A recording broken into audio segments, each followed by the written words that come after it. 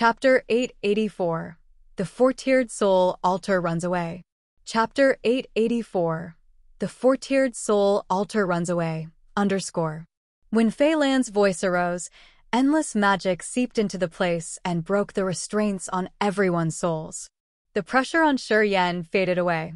All the warriors of the Raging Flame Star area could finally relax now. It was like a giant rock that was pressing down on their chest was lifted.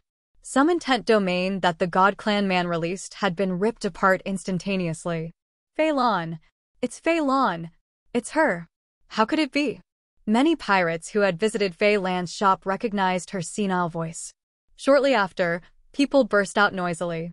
They clamored continually, their faces showing their dumbfoundedness. She's the protector of Heaven Punishment City. Feng Ku was baffled for a while before he could react. He was so happy. The pirates' eyes brightened up, looking at the sky instinctively, their visages astounded. The dark light curtain vanished, revealing two people. They were Fei Lan and Leona. Aogu Duo glanced at Leona. He was shocked, his face disbelieving. You've broken through. Fan He, Bai Tian, Monica, and the others discolored in fright. They all studied Leona with awe. They all felt the energy fluctuation from Leona. It was the unique feature of the third sky of Original God Realm. Except for Fan He, everyone else was affected. Their sea of consciousness felt like it was sinking into an absolute darkness. When the power Upanishad had been cultivated to a certain degree, it could create a subtle pressure on the other warriors. Oh, more remaining evils, the God Clan man snorted, his face stiff and cold. I didn't expect that the lineage of Bloodthirsty had so many members in the Raging Flame Star area. All right, this is good then. I can sweep them all at once. If you're in your best condition, you do indeed are capable of such. Too bad that this is not the case right now, said Fei Lan with her wrinkled face and muddy eyes. I came just in time. If we gave you more time, perhaps you could restore your power to the peak. But now, you will die. As soon as she finished talking, her body twisted, and she morphed into a cluster of turbid air with corrosive power. It expanded towards that God Clan man. An erosive intent domain that could destroy any kind of powers Upanishad was released from that turbid air. The two Thunderbolt Flood Dragons created by the God Clan warrior dissolved when the opaque air cluster touched it. The dragon's energy became nothing, disappearing into earth and heaven. Ethereal God Realm. The God Clan man changed his visage. He became more solemn for the first time. I didn't think that the Raging Flame Star area still has Ethereal God Realm experts. No wonder why you were so arrogant. When he said that, Fan He, Aogu Duo, Bai Tian, Monica, and Feng Ku gawked. No matter how hard they tried to imagine, they could never imagine that the senile woman staying several thousand years in the Heaven Punishment City to keep a tattered shop was someone at the Ethereal God Realm, a level that was even stronger than Du Tianji and the hegemon of the Underworld League. The Ethereal God Realm was the realm that Du Tianji and the hegemon of the Underworld League had been chasing for their entire lives. And now they knew that an Ethereal God Realm expert was secluded in the land of God Punishment, right in Heaven Punishment City. Feng Rao dropped her jaw as her soft body shivered. Light sparkled in her beautiful eyes. She stared at Fei Lan, who was a cluster of turbid air now. Ka Tuo's eyes brightened. He tried to press down his excitement. His voice trembled. Senior, our precursor is at the Ethereal God Realm. Shi Yan was also shocked. He was astounded by this fact. Turns out she's at the Ethereal God Realm. No wonder why she was able to erase Fan He that easily. She could subdue all the warriors and tie them down. At this moment, he finally knew why Aogu Duo, Bai Tian, and Liu Feng couldn't force Leona to get out even if they had joined hands to attack here. Ethereal God Realm. They finally had an answer for everything. It was the Super Realm, the intimidating power that has never been shown in the Raging Flame Star area. It was enough to subdue everybody. Let alone Aogu Duo, Bai Tian, Liu Feng, even Du Tianji and the hegemon of the Underworld League couldn't match them. What could they do? Leona glared at Aogu Duo and Bai Tian, her face full of scary scars. She stood firmly next to Shi Yan, frowning and urging him. What are you waiting for? Yen was perplexed for a while before he could react. He gave an embarrassed smile and sat down cross-legged in the void. His soul thought extended through a space slit. Do your best to burn those demonic flowers and the God Clan members. Don't worry. We have a strong expert here. Flows of his pure soul energy extended into a space slit from his soul altar, trying to boost up the heaven flames. Yen and his heaven flames were interlinked. As they had stayed in his soul altar, the only way he could support the heaven flames was to give them his pure soul energy. Although they were too far away from each other, he could still sense the joy of the earth flame and the vermilion bird true flame when they received his energy.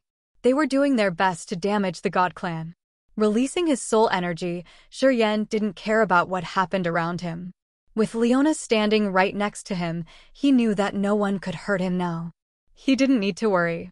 He just remained focused on his job. The soul-confining platform was broken into many blocks. The warriors of the three big forces gathered in one place, the pirates stood in another place, while Yen, Katua, and Leona claimed a different area. Although they were standing in different spots, all were facing the sky, looking at the deep place in the void where a cluster of corrosive air was expanding and covering the entire sky. Under the effect of that corrosive air, all powers, Upanishad, and intent domains were affected, slowly disintegrating. The erosive air shrouded the god body of that God Clan man. No one could see them. They could only sense two soul-destructive energies continually colliding with each other. What generated from their collision could easily erase the warriors here. Under Fey Land's complete protection, no extra beam of energy spilled over from the sky. People's soul altars weren't affected, so they were able to use the god's soul to sense the earth-shaking commotion in the air. It was unknown why after Fei Lan spoke, the wild beasts that had been attacking the place had quieted down. They seemed to have lost their intent to jump into this platform. In the thick mist out there, people could see more than 10 vague giant figures. They looked like giant, ferocious beasts. They floated silently in the dark area of the void, watching. They seemed to keep their eyes on the commotion over there, waiting for the results so that they could barge into the place to achieve their priorities. Original God Realm, not bad. You've broken through, too. Leona glanced at Katua, nodding slowly to recognize his efforts. Katua became shy and uneasy under Leona's gaze. My fortune came. We encountered the easygoing king of Heaven Hall on the way. I took a flow of chaotic energy, explained Katua. A flow of chaotic energy? Leona furrowed her brows. How about that easygoing king of Heaven Hall? You took in the energy that restrained it. Did it run away? Katua was surprised, nodded honestly. Yes, it did. Leona darkened her face. The exhausted soul of easygoing King of Heaven was fused with his King of Heaven Hall. That chaotic energy was killing his willpower slowly, little by little.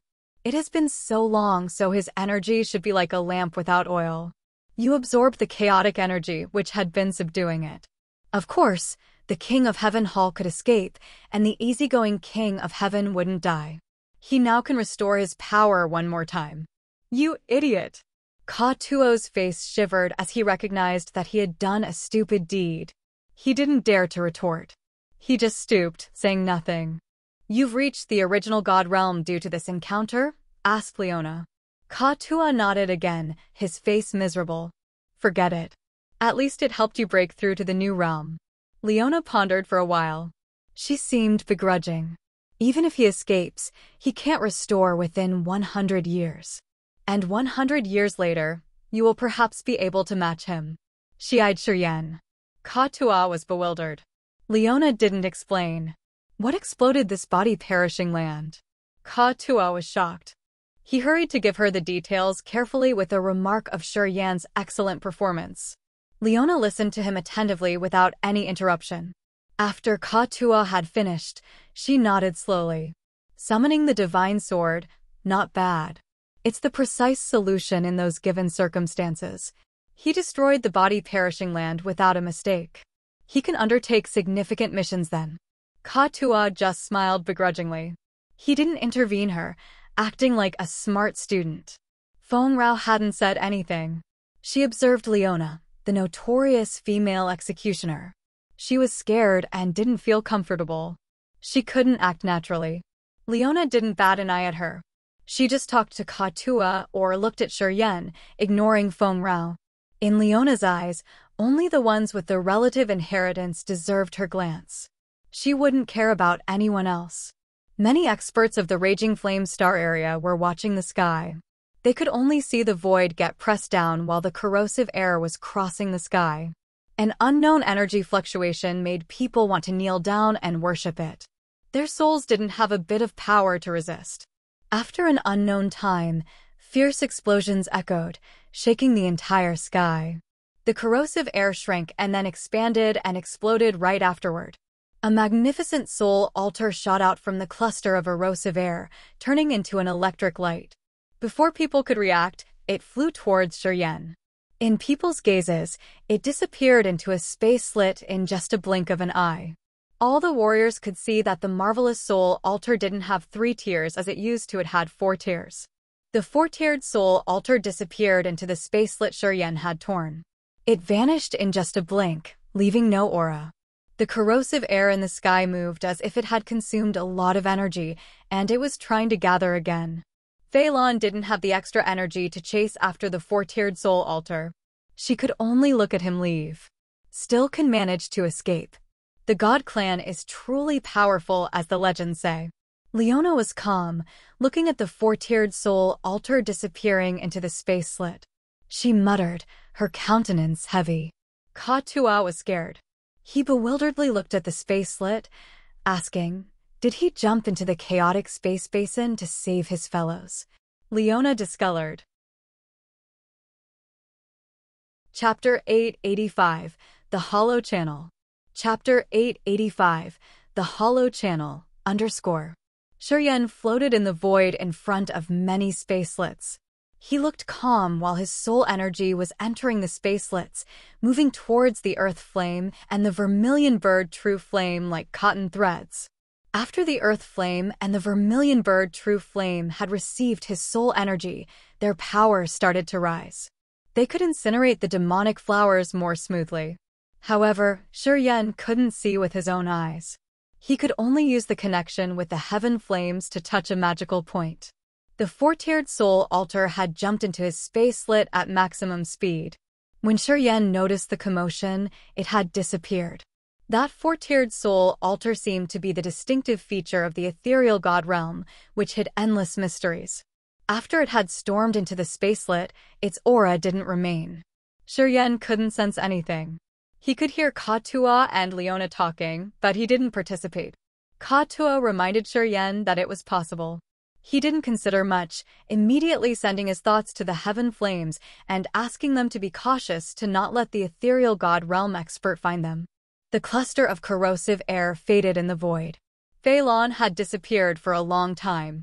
It seemed like she was gathering herself piece by piece. After a while, Phelan stooped to watch. She frowned, slowly landing and speaking to Fan He from a far distance. I heard you came to the Heaven Punishment City for me.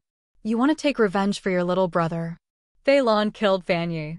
After Fan He found out about this, he had crossed thousands of miles to take revenge against the attacker hiding in Heaven Punishment City. However, at this moment, Fan He grimaced as he realized Phelan's formidable realm. I think you want to do it, but you don't have the required competence. Phelan's face was indifferent, her eyes still cloudy as if she couldn't see too far. While she was talking, she slowly landed near Shiryen and Leona, speaking deliberately. We don't need to worry about that God clan man. He doesn't have extra strength to mess around with. I've integrated my corrosive power in his soul altar. He will need to use all of his energy to protect himself. He won't be free to do anything else. Phelan's words sounded easy and deliberate. It seemed like the corrosive air would trouble this God clan expert a lot. Her confidence was completely reflected in her relaxed bearings. Leona and Katua calmed down after listening to her. They were no longer restless. Anyway, he's at the second sky of ethereal god realm, and he has formed the 4-tiered soul altar. It can't be broken easily. I can't do it. Phelan sighed. I've spent several thousand years to enter the ethereal god realm. This realm is profound and mysterious. If you don't have a great deal of patience, a great mind, or amazing luck, it'll be very tough to enter the threshold. That man is just an anonymous member of the God clan, but he's at the ethereal God realm. This clan is intimidating indeed. Leona's team wore heavy visages. Thank you, Precursor. Thank you for protecting Heaven Punishment City for so many years. Foam Ku led his pirates and kneeled down to conduct their grateful ceremony towards her. We look forward to receiving your leadership. Please lead us to a brighter future. Foam Ku gave a low shout, his face incomparably sincere.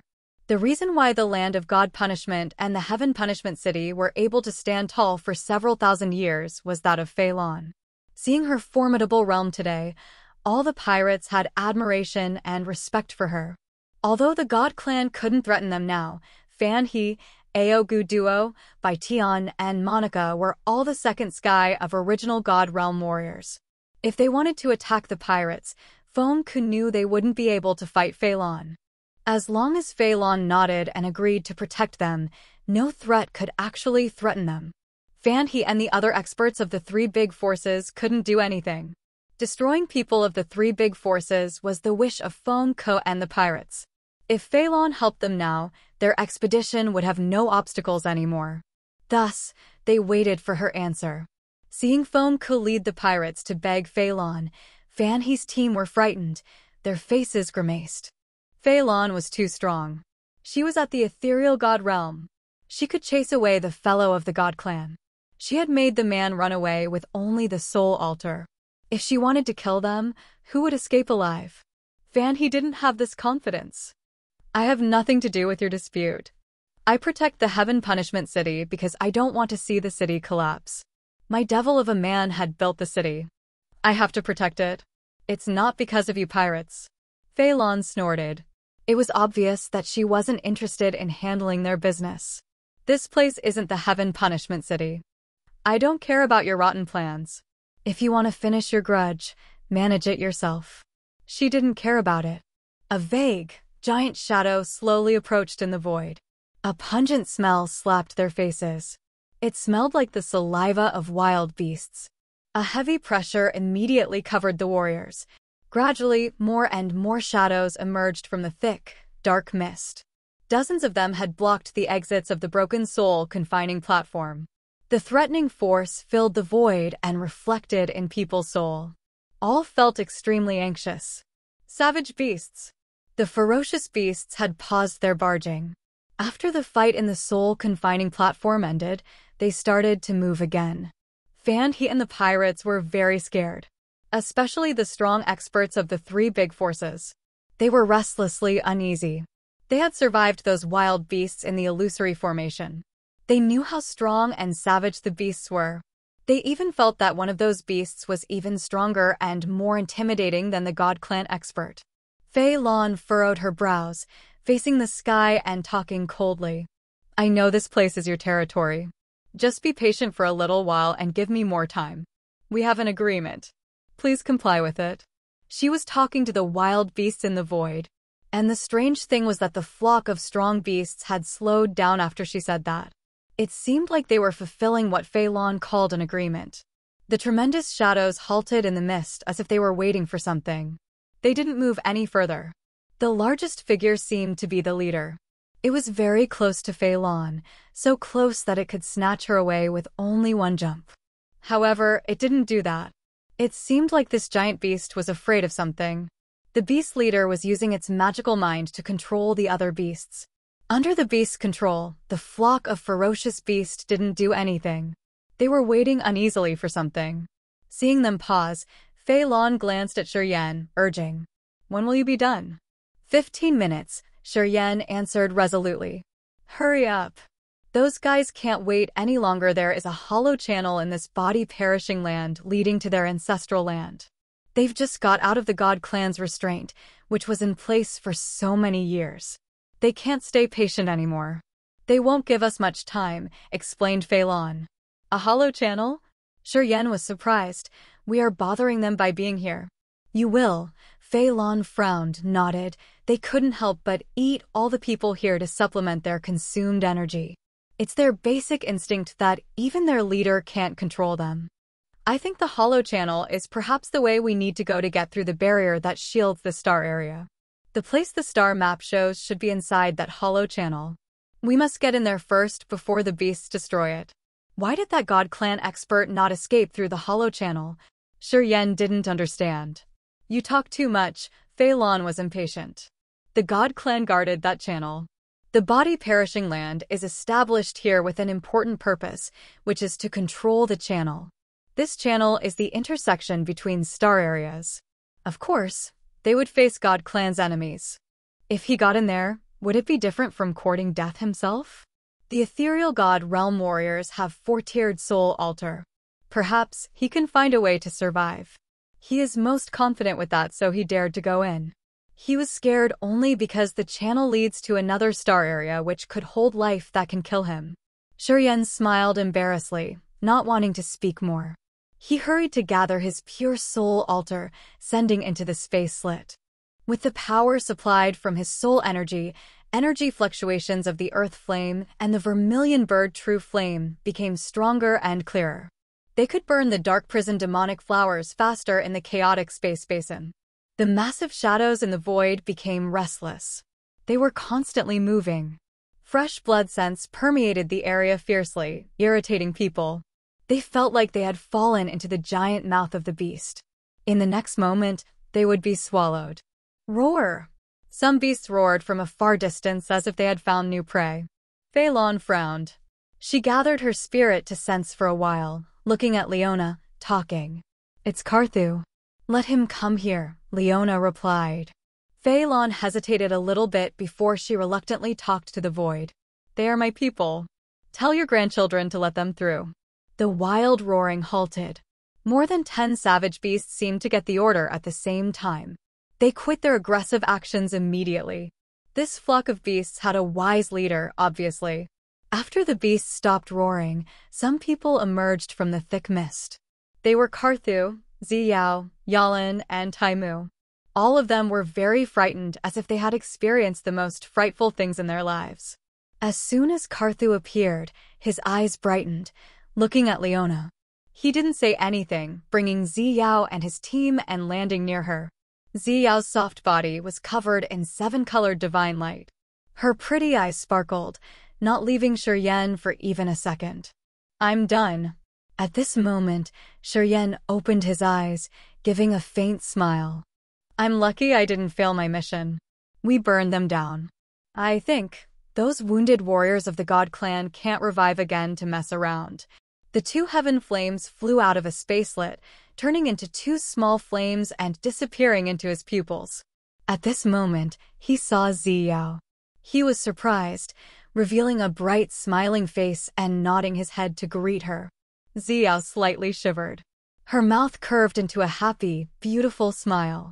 Let's go, Fei Lan said faintly and then grabbed something in the void. The star map Shiryen was holding appeared in her palm.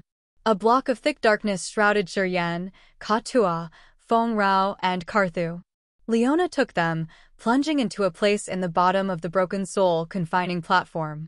In that area, countless lights congregated, creating a multi-layered space passage that looked like an illusion. If you don't want to be meat in their mouths, follow us. Fei Lan's voice arose in the darkness. Everybody was startled. They didn't dare linger, flying towards the vague space passage. Chapter 886, Just Friends. Chapter 886, Just Friends, _ As the absolute darkness covered all of them, they couldn't see anything around as they flew forward. However, it didn't take a long time before they started to fall into a deep chasm, sinking rapidly. Boom! They landed one after another, feeling the entire world tumbling. After a long while, they finally gathered their consciousness. Boom! The undying wood star map on Fei Lan's hand suddenly exploded all of a sudden. Its dust scattered in the air. The darkness faded away. A beautiful scenery was slowly revealed in people's sight. It was a luxuriant forest with dense, ancient trees. Small, ancient trees were dozens of meters tall, while the bigger ones had so many branches that it made them look like a small mountain that was several hundred meters high. The tree trunk could occupy a couple mu of land that would require more than 100 people to circle it. The gravity here was hundreds of times heavier. No King God Realm warriors could fly in such terrifying gravity. The original God Realm could float a little higher than the ground. Only existences like Fei Lan could escape the gravity and hover dozens of meters in the air. Earth and heaven energy here was thick and abundant. It surged like the immense ocean, making people feel relaxed. They felt indescribably cozy, sinking into the sea of energy. Not far from them was a lake that hadn't been contaminated yet. The water was so clear that they could even see the bottom. Mist hovered above the water surface with dense water chi. The humidity in this area was pretty high. Beautiful forests of all kinds of colors and species grew by the lake. Some had 5-colored leaves and branches, while others had jewel-like roots. Their vitality was immense, as if those plants were intelligent. Alchemist Jester was shocked. Bright light sparkled in his eyes as he studied the foliage by the lake. He muttered as if he was dreaming. 3-leaf crown orchid, the top grass to nurture the soul. Jade water lily. He mumbled to himself as if he had just fallen into bedevilment. The alchemist instinctively walked towards the lake, completely forgetting where he was. Fei Lan frowned. Her face was dark and heavy as she spoke to Leona. The star map exploded by itself. I don't know where the hollow channel is. Even if we find it without the star map, we can't get back. Leona slightly changed her visage. She was startled and she muttered to herself. Where are we? Where is Fan He's group? Asked Shiryen. Hearing him, people started to react. They looked around, but no one could see Fan He, Feng Ke, the warriors of the 3 big forces, and the pirates led by Feng Ke. It was unknown why their destinations were different. Only dozens of Katuo's pirates, Feng Rao, Karthu and his people, and Ziyao were here. Not many people Shiryen didn't know. When they were still in the soul-confining platform, Alchemist Jester had decided to walk to Shiryen. That was why he was brought here. The others seemed to scatter as they didn't depart at the same time. Why should we care about their lives? Leona snorted, speaking indifferently. It's good that they died. We don't need to use our force to kill them. She neither had a good feeling for the experts of the 3 big forces nor the pirates. Except for Katua and Shiryen, the ones with secret inheritances, Leona didn't mind anybody else, including Ziyao. They headed to the same place with us. However, their stop was different. I need to check it out. Fei Lan squinted calmly as if she started to release her transcendent soul consciousness to search. After a long while, she shook her head. This place is really magical and so vast. My soul consciousness couldn't cover it all, but I didn't see them anywhere in the areas I could reach. Shiryen was so surprised. Fei Lan was at the Ethereal God Realm, the strongest realm he had seen until now. Although the land of God punishment was so vast, her soul consciousness could observe every corner. Nothing could avoid her sensing. However, she said that she couldn't sense this luxuriant, boundless forest entirely. So it meant that this forest is larger than the land of God punishment. Level 7 life star at least. My, the place the star map marked isn't just a hoax. It's a level 7 life star. Jester was dedicatedly collecting spiritual grass and plants by the lake. He was so excited that he acted like a child finding treasure. He swung his hands. Spiritual herbs nurtured by nature in a level 7 life star are the best ingredients to refine pellets and medicines, being able to see those top-quality materials. It is worth it even if I have to die. A level 7 life star? Shiryen was shocked as his hope amplified endlessly in his heart. Yes, it is. Jester nodded heavily. If it isn't a level 7 life star, how can it grow so many precious spiritual herbs like this? No matter where we are, to the alchemists, this place is the best place that we have ever dreamed of. What Jester said couldn't stir up Fei Lan and Leona as they were wearing strange, heavy faces. What are you worried about? Shiryen was surprised and didn't know anything. This place has abundant earth and heaven energy. We hope that there's no life here. Otherwise, it would be very intimidating. Fei Lan took a deep breath, her face bitter. Our Raging Flame Star area doesn't have a level 7 life star, but we do have King God Realm and Original God Realm warriors. And I, after thousands of years of accumulation, have entered the ethereal god realm. This place has so much energy. If creatures can cultivate here, they will receive a lot of benefits. Their progress would be tremendous. Besides the spiritual grass and plants, a level 7 life star can produce materials like ores, divine crystals, and other precious crystals. It will be beyond your imagination. If the creatures here know how to cultivate with abundant earth and heaven energy here, combined with the access to spiritual herbs and crystals, they would progress rapidly. I think cultivating to the ethereal god realm wouldn't be as much of a struggle like in the Raging Flame Star area. Leona also wore a heavy visage. Listening to them, Shiryen suddenly quieted down. It was true that the Grace mainland had entered the last phase of its energy cycle, but it still had the peak of true god realm warriors. The Raging Flame Star area had level 5 life stars, so it could have characters like Du Tianji, Fan He, and Fei Lan at the ethereal god realm. This place had better natural resources and plenty of earth and heaven energy. If creatures here knew how to cultivate, their attainment would surpass the Raging Flame Star area for sure. You guys stay here. I'm going to search around, said Fei Lan after contemplating for a while. She didn't wait for Leona and Shiryen to answer, slowly floating up into the sky and flying to the further area. Since she was at the ethereal god realm, she could cross 1,000 miles in just a blink of an eye if she was in the Raging Flame Star area. However, this magical place had gravity that was several hundred times heavier, so her speed had slowed down too. Shiryen and the others could see her floating and moving in the air. Shiryen, at this moment, Xiao approached him, beaming a weak smile. I've broken through. Shiryen was stunned. Afterward, he managed to beam a bright smile, speaking honestly. Congratulations. Original God Realm. Your power will increase massively. I think that even if you don't depend on anyone, you can earn a seat for yourself. I'm not as excellent as you are. Xiao didn't sound arrogant or content. Compared to you, nobody could have the same rate of cultivation speed. When I first knew you, you had only the true God Realm cultivation base. Your progression is a miracle. I have good fortune. Shiryen smiled, talking naturally. Seems like you were delayed on your way. Or else you wouldn't have been so late. Yeah, I had a good encounter, but it took some time to break through. Xiao nodded and smiled. You and the pirates have separated now. What is your plan for the coming time? I'm one of the pirates. What do you mean by separated? Feng Rao wore a cold face, storming over and clutching Shiryen's arm, placing her head next to his and showing the others how close they were. From the day he and I left the Purgatory Star, he became no longer a member of your divine nation. You don't have the power to bind him. Feng Rao looked at Shiryen. She paused and then bit her lower lip. Do you still want to depend on her and be her escort? Shiryen frowned, keeping silent. Xiao's beautiful eyes showed that she was embarrassed.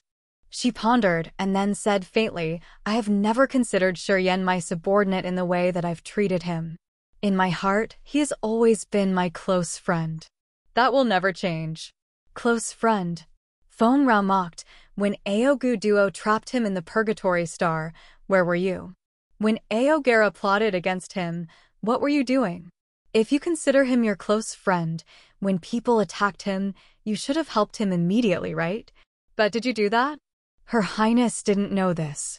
When Shiryen was trapped in the extreme purgatory field, Her Highness had come to search for him. I can prove that. Carthu gave a faint smile, expressing his opinion. Leona had an indifferent visage, observing at Shiryen, who was sandwiched between two women. She deliberately moved away as if she didn't want to be involved in this mess, leaving Shiryen to deal with his business. I always considered your highness my friend. I always dis. Shiryen smiled under Feng Rao's gaze, speaking deliberately. We'll still be friends in the future. You've treated me well. I will remember it. Friend? Xiao's eyes flashed a hidden sorrow, but she pulled herself together shortly, nodded, and said, Yes. It's true. We're friends. We'll always be. Friends only. Feng Rao looked at Shiryen. Yeah, we're friends, Shiryen confirmed. Feng Rao relaxed her tense nerves, beaming a bright smile. She didn't want to chase them furthermore. She just smiled. That is good then. I think you have many things to talk about as friends. Suit yourself. I'm not going to disturb you anymore. Then, Feng Rao walked away. She was a smart woman. She knew when to be tough and when to be flexible. She knew how to not displease someone. Because she minded someone, she would consider things for him.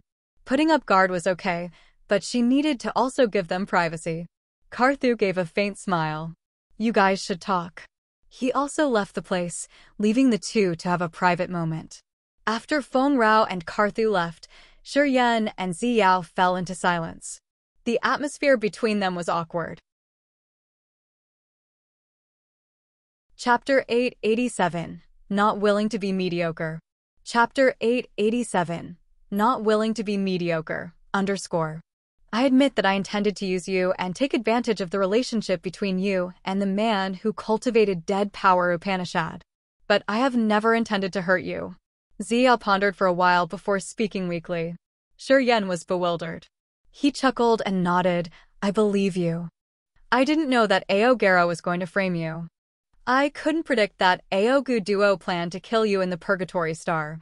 Right now, I am no longer on good terms with Aogera, said Ziyao seriously. Shi Yan smiled again. I know that you didn't know anything. Because Aogu Duo and Aogera were not just targeting me. They aimed at you mainly. I'm sure that Aogera and Yujia have made some kind of agreement. Of course, Aogera doesn't want to kill you. He just wants to have you. Ziyao's face suddenly reddened.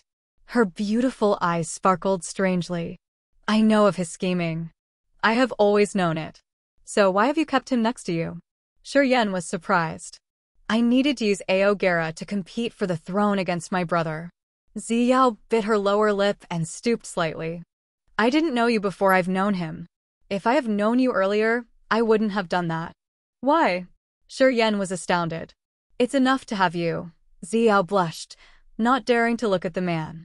She stooped, watching her toes with an anxious and shy face. Shi Yan's face stiffened. He was baffled and remained silent for a while. As he was saying nothing, Ziyao became more restless. She felt very uncomfortable. She just lowered her head and didn't say anything. The curve of her neck was so enchanting. She used to be the most glorious flower in the Raging Flame Star area, the most beautiful woman that every man had yearned for. When she was very shy, she looked even more mesmerizing. Men would feel touched when they looked at her in this state. Although her words weren't clear, Shi Yan wasn't a fool. He understood her. And because he understood, he didn't know how to reply. Thus, he decided to stay quiet. Previous interactions with Ziyao were spinning in his mind like a roll of beautiful snapshots.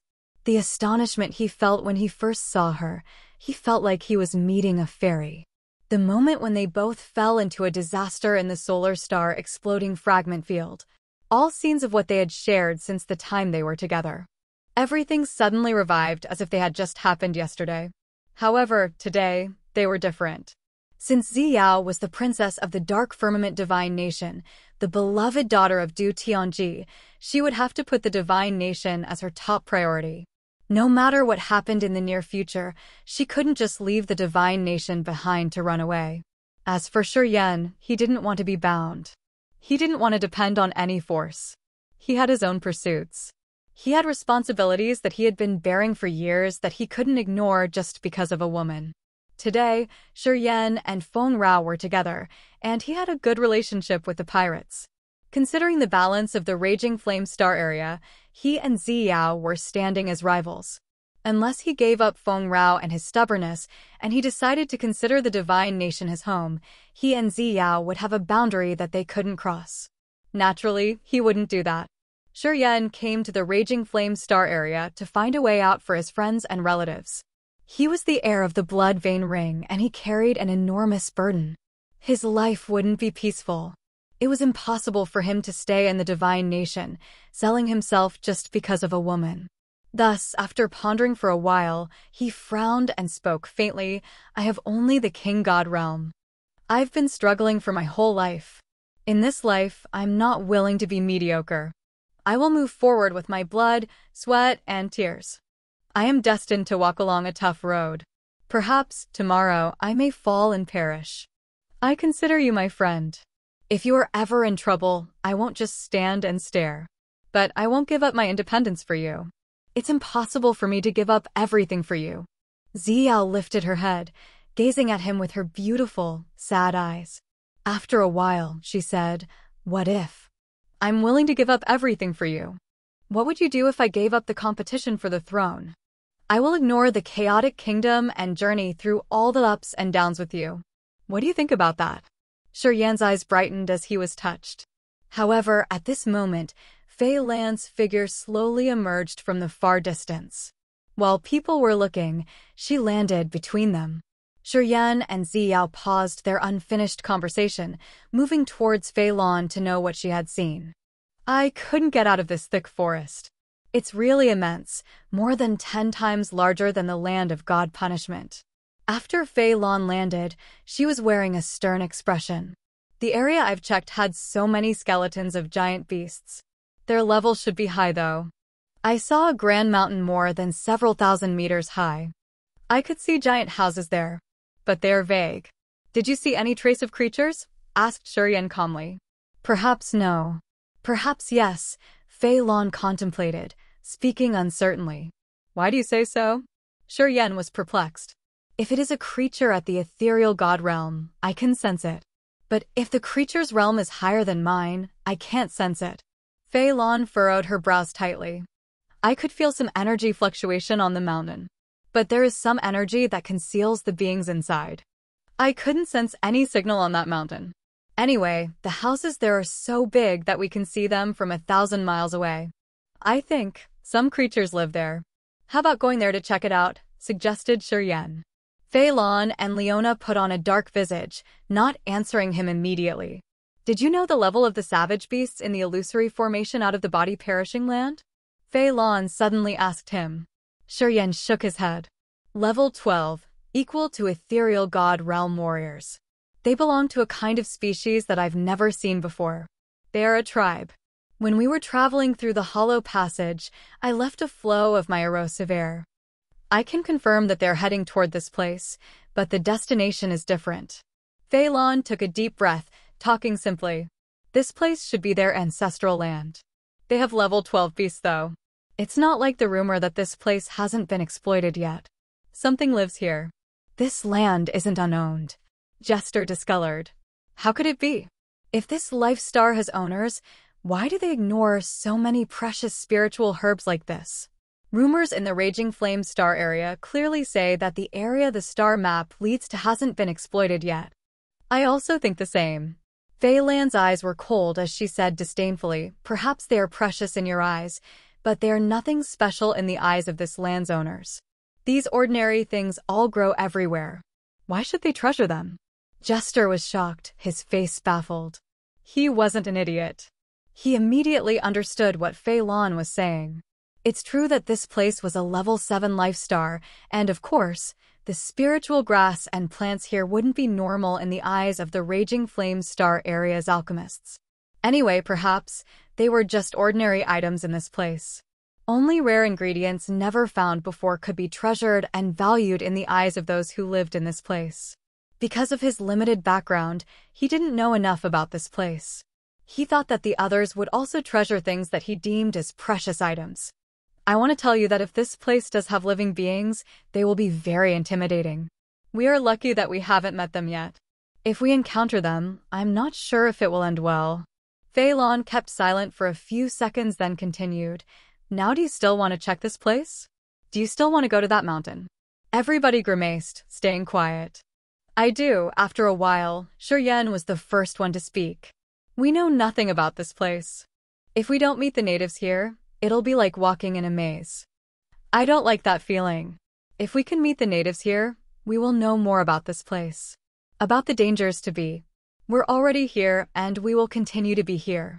Hiding isn't a good solution. Fei Lan had a gleam of appraisal in her cloudy eyes. She nodded and asked, Does anyone else wants to go? If you've made up your mind, you can go with us. But I have to make it clear that when we encounter dangers, we can't resist.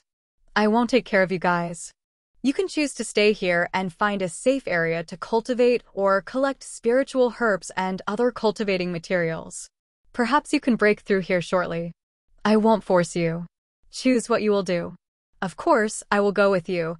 Feng Rao smiled and moved to stand next to Shiryan. I also want to see it, said Ziyao.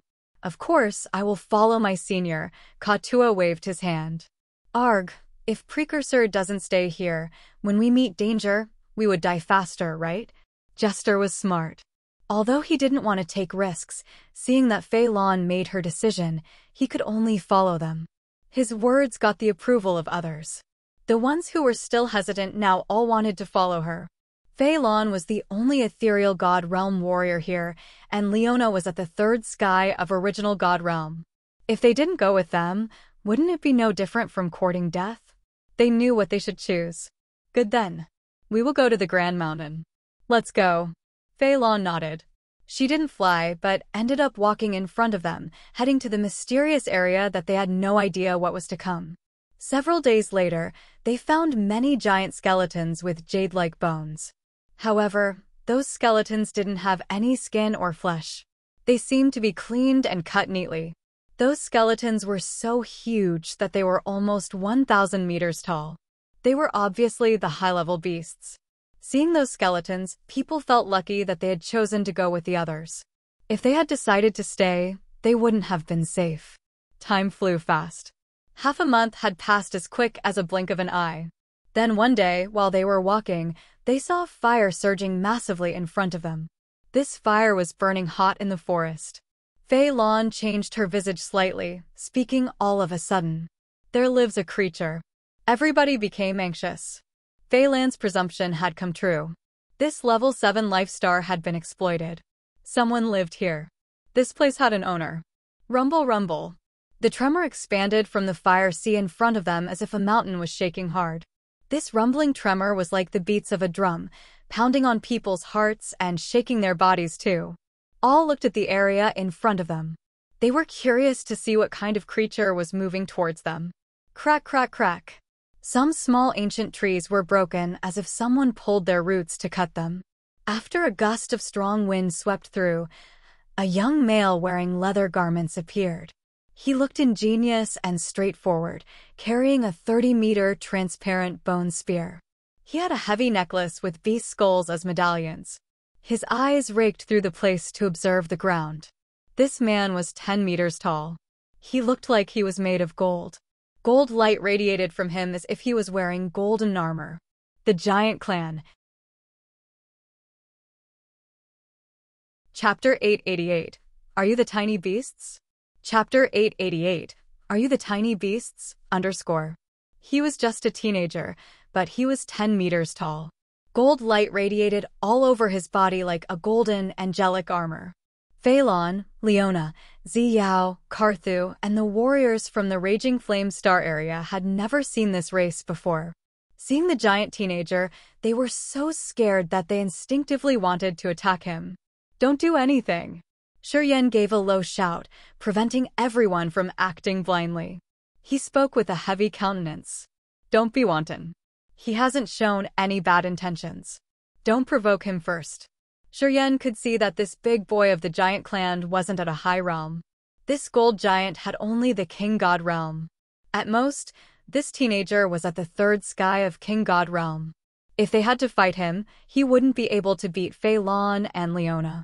The giant teenager looked naive. His black eyes were filled with curiosity. He stooped to look at them as if he was watching some peculiar creatures. Slowly, he crouched, craning his round head. His voice was like the noisy sounds from a giant bell. Are you also beasts? I have never seen such tiny beasts.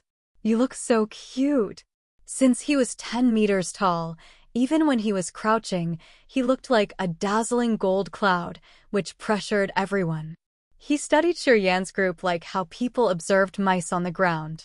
Compared to the giant boy's physique, Shiryan's group looked really tiny. So cute! All of the warriors gawked.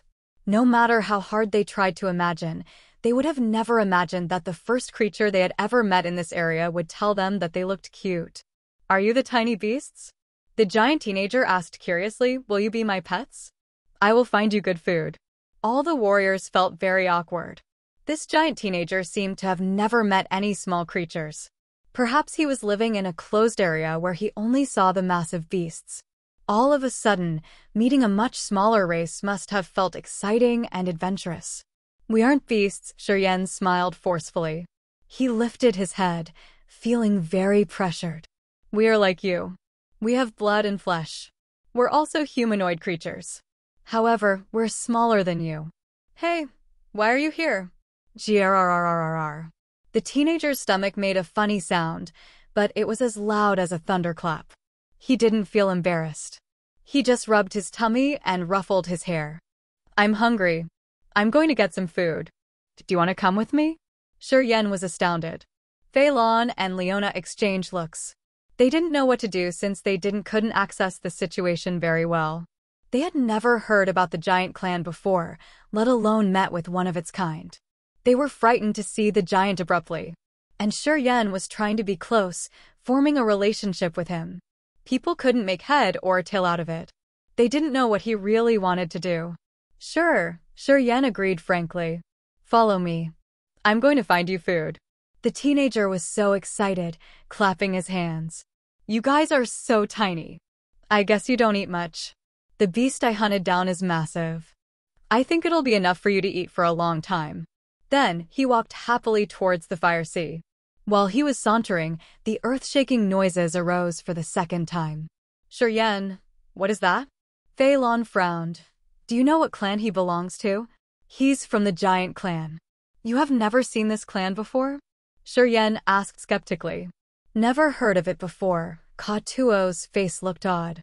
"Really?" Shiryen was surprised, smiling. "There's a rumor about this clan in my homeland. This clan is a friendly and hospitable clan. Although they are intimidating, they don't have bad intentions. I think our fortune isn't bad since the first creature we've met here is a giant." "So, your homeland has the giant clan? Is this place your homeland?" Fei Lan's eyes brightened. Shaking his head, Shiryen wore a sad countenance. "If it were my homeland, I wouldn't have to go to the Raging Flames Star area. I told you before. The energy in my homeland is exhausted. It won't be a suitable place for warriors soon. So why is the giant clan staying here?" Feng Rao was curious. "God knows," Shiryen smiled miserably. "Let's go. We should talk to our little buddy. Folks, please remember this. We shouldn't provoke him at any cost. Although the giants are nice, they aren't afraid of fighting. And when they define you as their enemies, they won't let you live any longer." People discolored. Fei Lan hesitated for a while then nodded, listened to him. "If someone dares to antagonize them, don't blame me for being heartless." Shiryen took the lead, walking in the direction the teenager had gone. Everybody was baffled. They put aside the thought of attacking the giant and followed him silently. They wanted to see how Shiryen would deal with that big boy. Shortly after, they arrived in a place shrouded by fire. It was a massive fire that used around 10 logs that were the size of humans. A 10-meter beast was being roasted on this fire.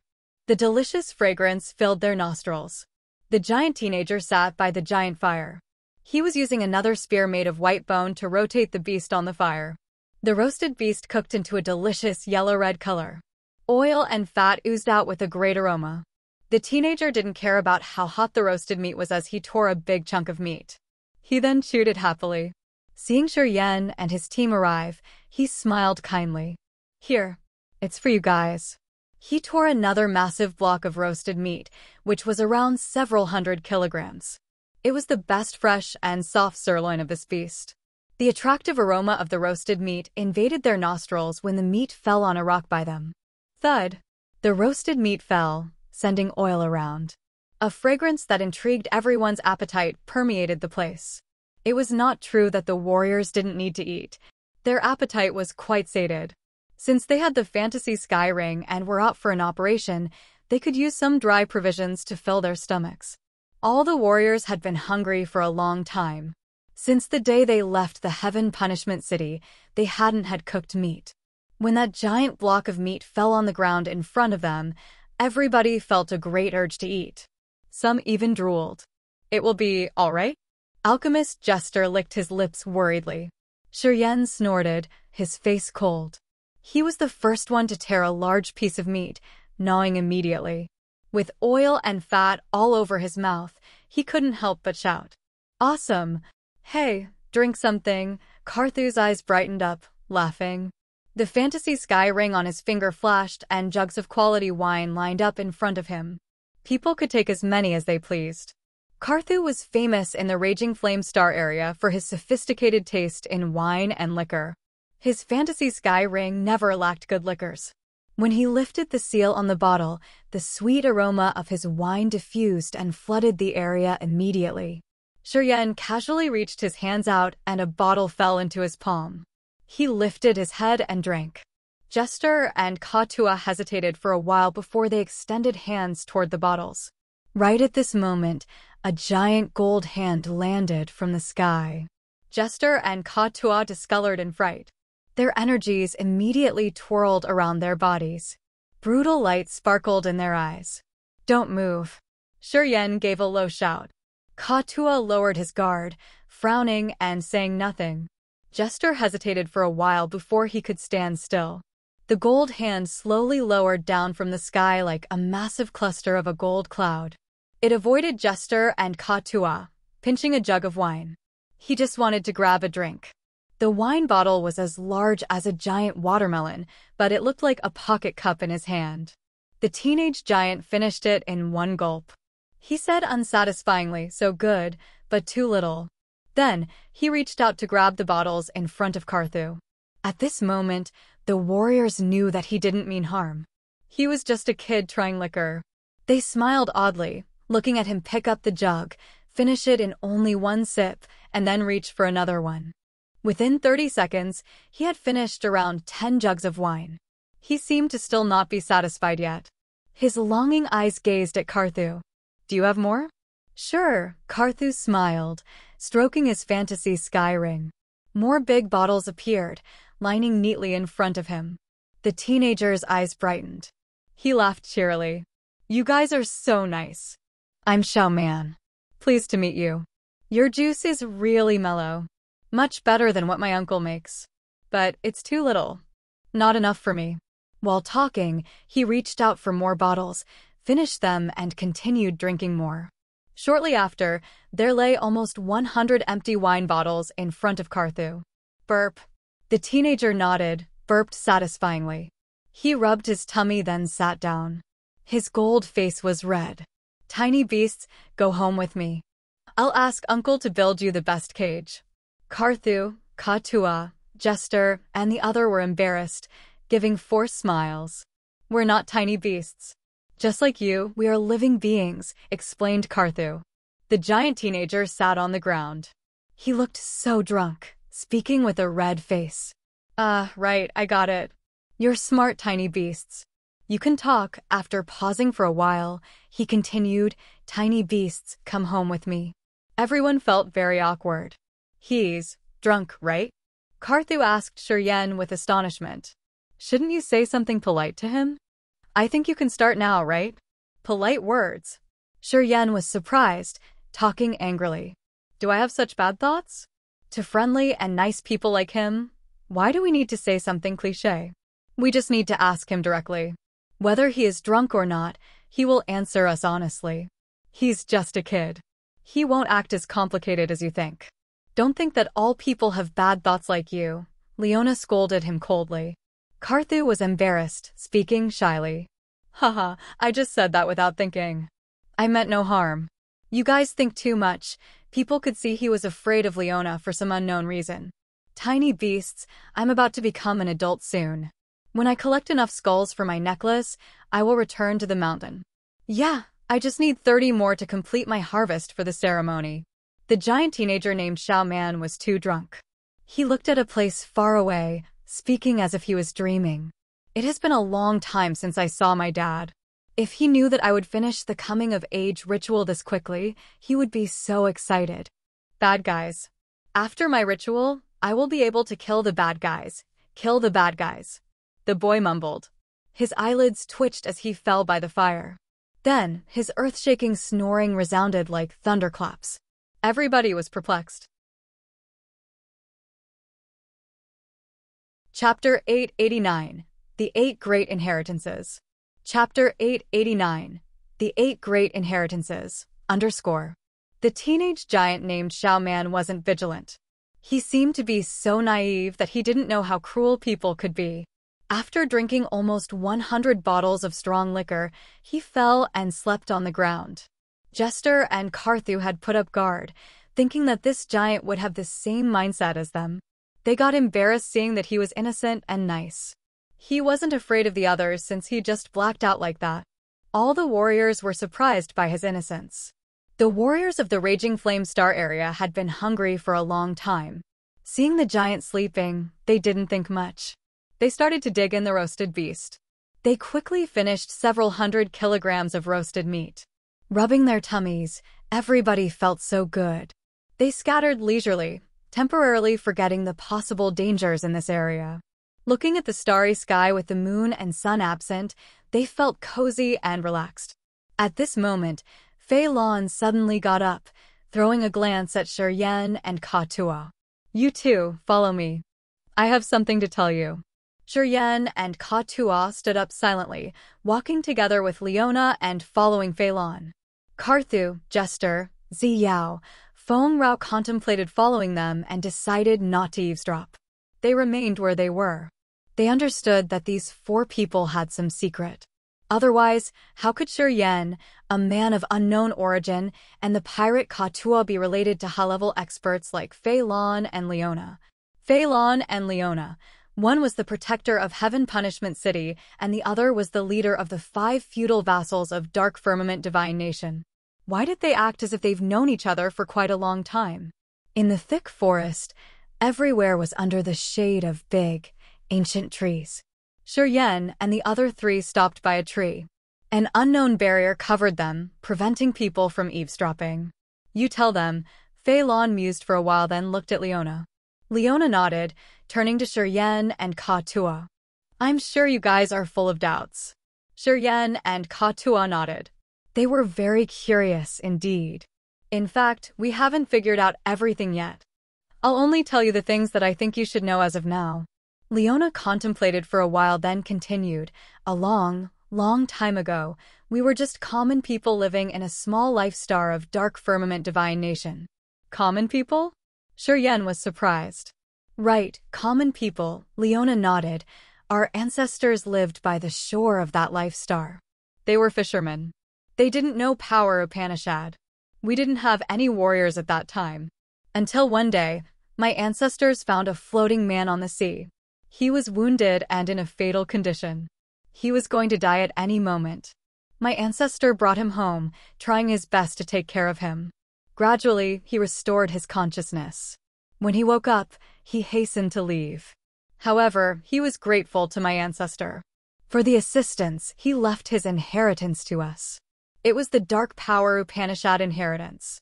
Before he left, he told my ancestor that he would go to an ancient continent, his homeland, to impart the inheritance of his master. He said that he couldn't live any longer and that he would possibly die soon. He asked us to cultivate the Dark Power Upanishad and maintain his inheritance. He didn't tell us his name, but he bestowed a name to our family. We are a line of the dark sky. He worried that the chasers would find him here. Not long after he had woken up, he tore the sky and left. At that moment, my ancestor was frightened. He found that he was the most intimidating warrior in the world. Since he'd seen his powers, they had an admiration and desire for powers. My ancestor memorized his advice and lived it through. We've considered the Dark Power Upanishad our foundation. We have always consistently cultivated it intensely. The Dark Power Upanishad is strong and subtle.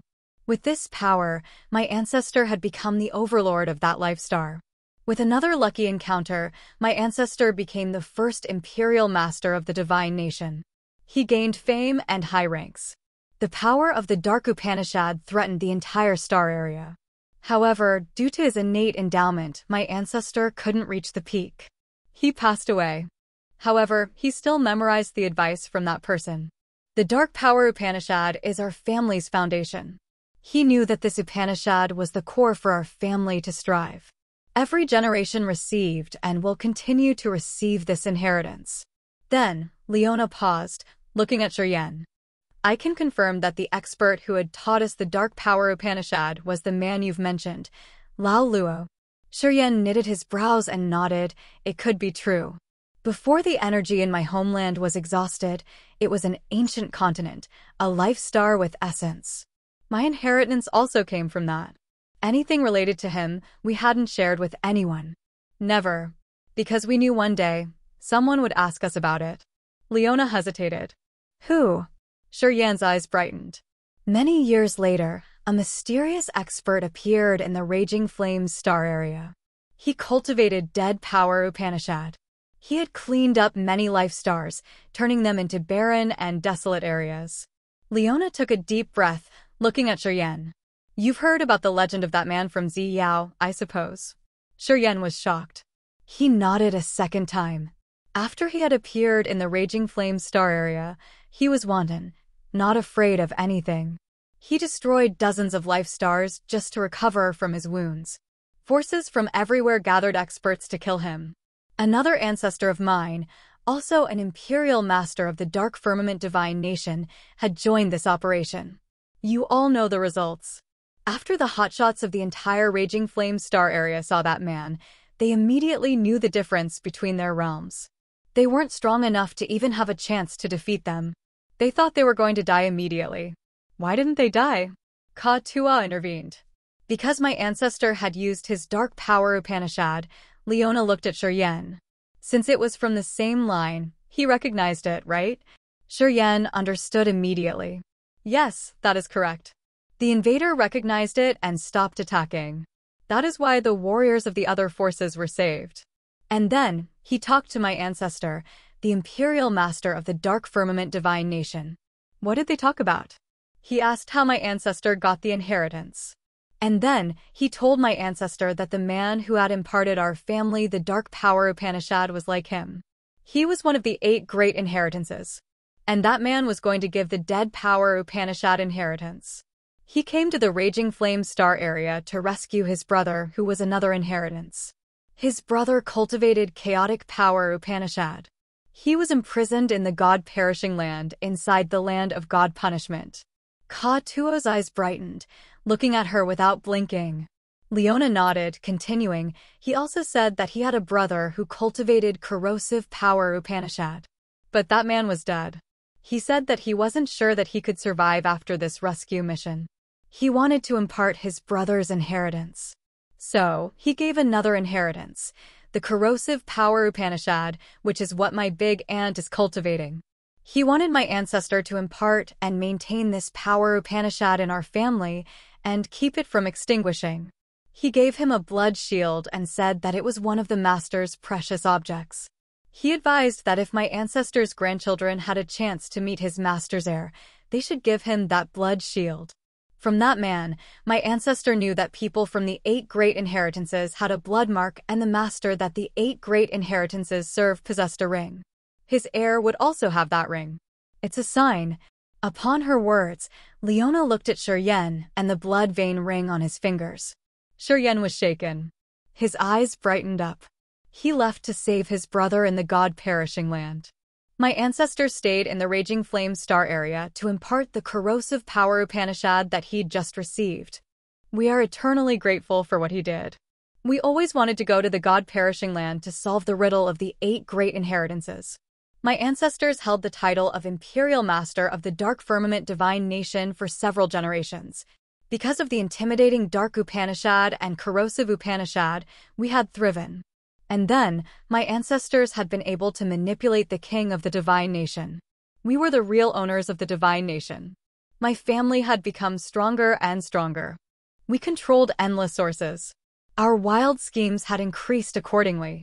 Until one day, when the seniors of the family felt that they were equipped enough to explore the God-perishing land, they went there to reveal the secret of the 8 great inheritances. That was why we got the star map after years of exploring that area. Until the last generation of the family, my father cultivated the Dark Power Upanishad, and my big uncle cultivated the Corrosive Power Upanishad. They were really powerful. At that time, No one in the Raging Flame Star area could resist them. My father was the hidden hand that manipulated the Divine Nation. He held the true power of the Divine Nation.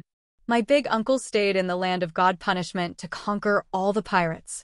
The powers and forces they had controlled were enough to defeat the entire Raging Flame Star area. One day, when my father and my big uncle had broken through to the ethereal god realm, they couldn't hold it anymore. They used the star map made by my ancestors to explore the god-perishing land. At that moment, I was just a little girl. But I had mastered the true meaning of the dark power. My big aunt had inherited the corrosive power Upanishad from my big uncle. My father and my big uncle knew that they could encounter fatal dangers. Thus, my aunt and I didn't join their expedition. We stayed to maintain the inheritance of the dark power and the corrosive power. They haven't returned yet. When my father and uncle left, they brought many hotshots of the family. They all disappeared. My family then declined. Since our power had decreased tremendously, the dark sky couldn't control the Divine Nation anymore. Then, the hotshots of the Raging Flame Star area joined hands to destroy the remaining warriors of our dark sky family. Finally, we were uprooted. Big Aunt had taken me, a little girl at that time, to the land of God punishment to avoid this coup. The large dark sky family, which used to be the real overlords of the Raging Flame Star area, was reduced to only me and my aunt. The only thing here to celebrate is that my aunt and I have survived. The inheritances of dark power and corrosive power haven't been extinguished yet. At this part, Leona became sorrowful. Her voice lowered. When I saw you that day, I knew that the man who imparted the dead Upanishad failed. The experts who cultivated chaotic power Upanishad had also passed away. That was why you have the luck to inherit his chaotic power Upanishad.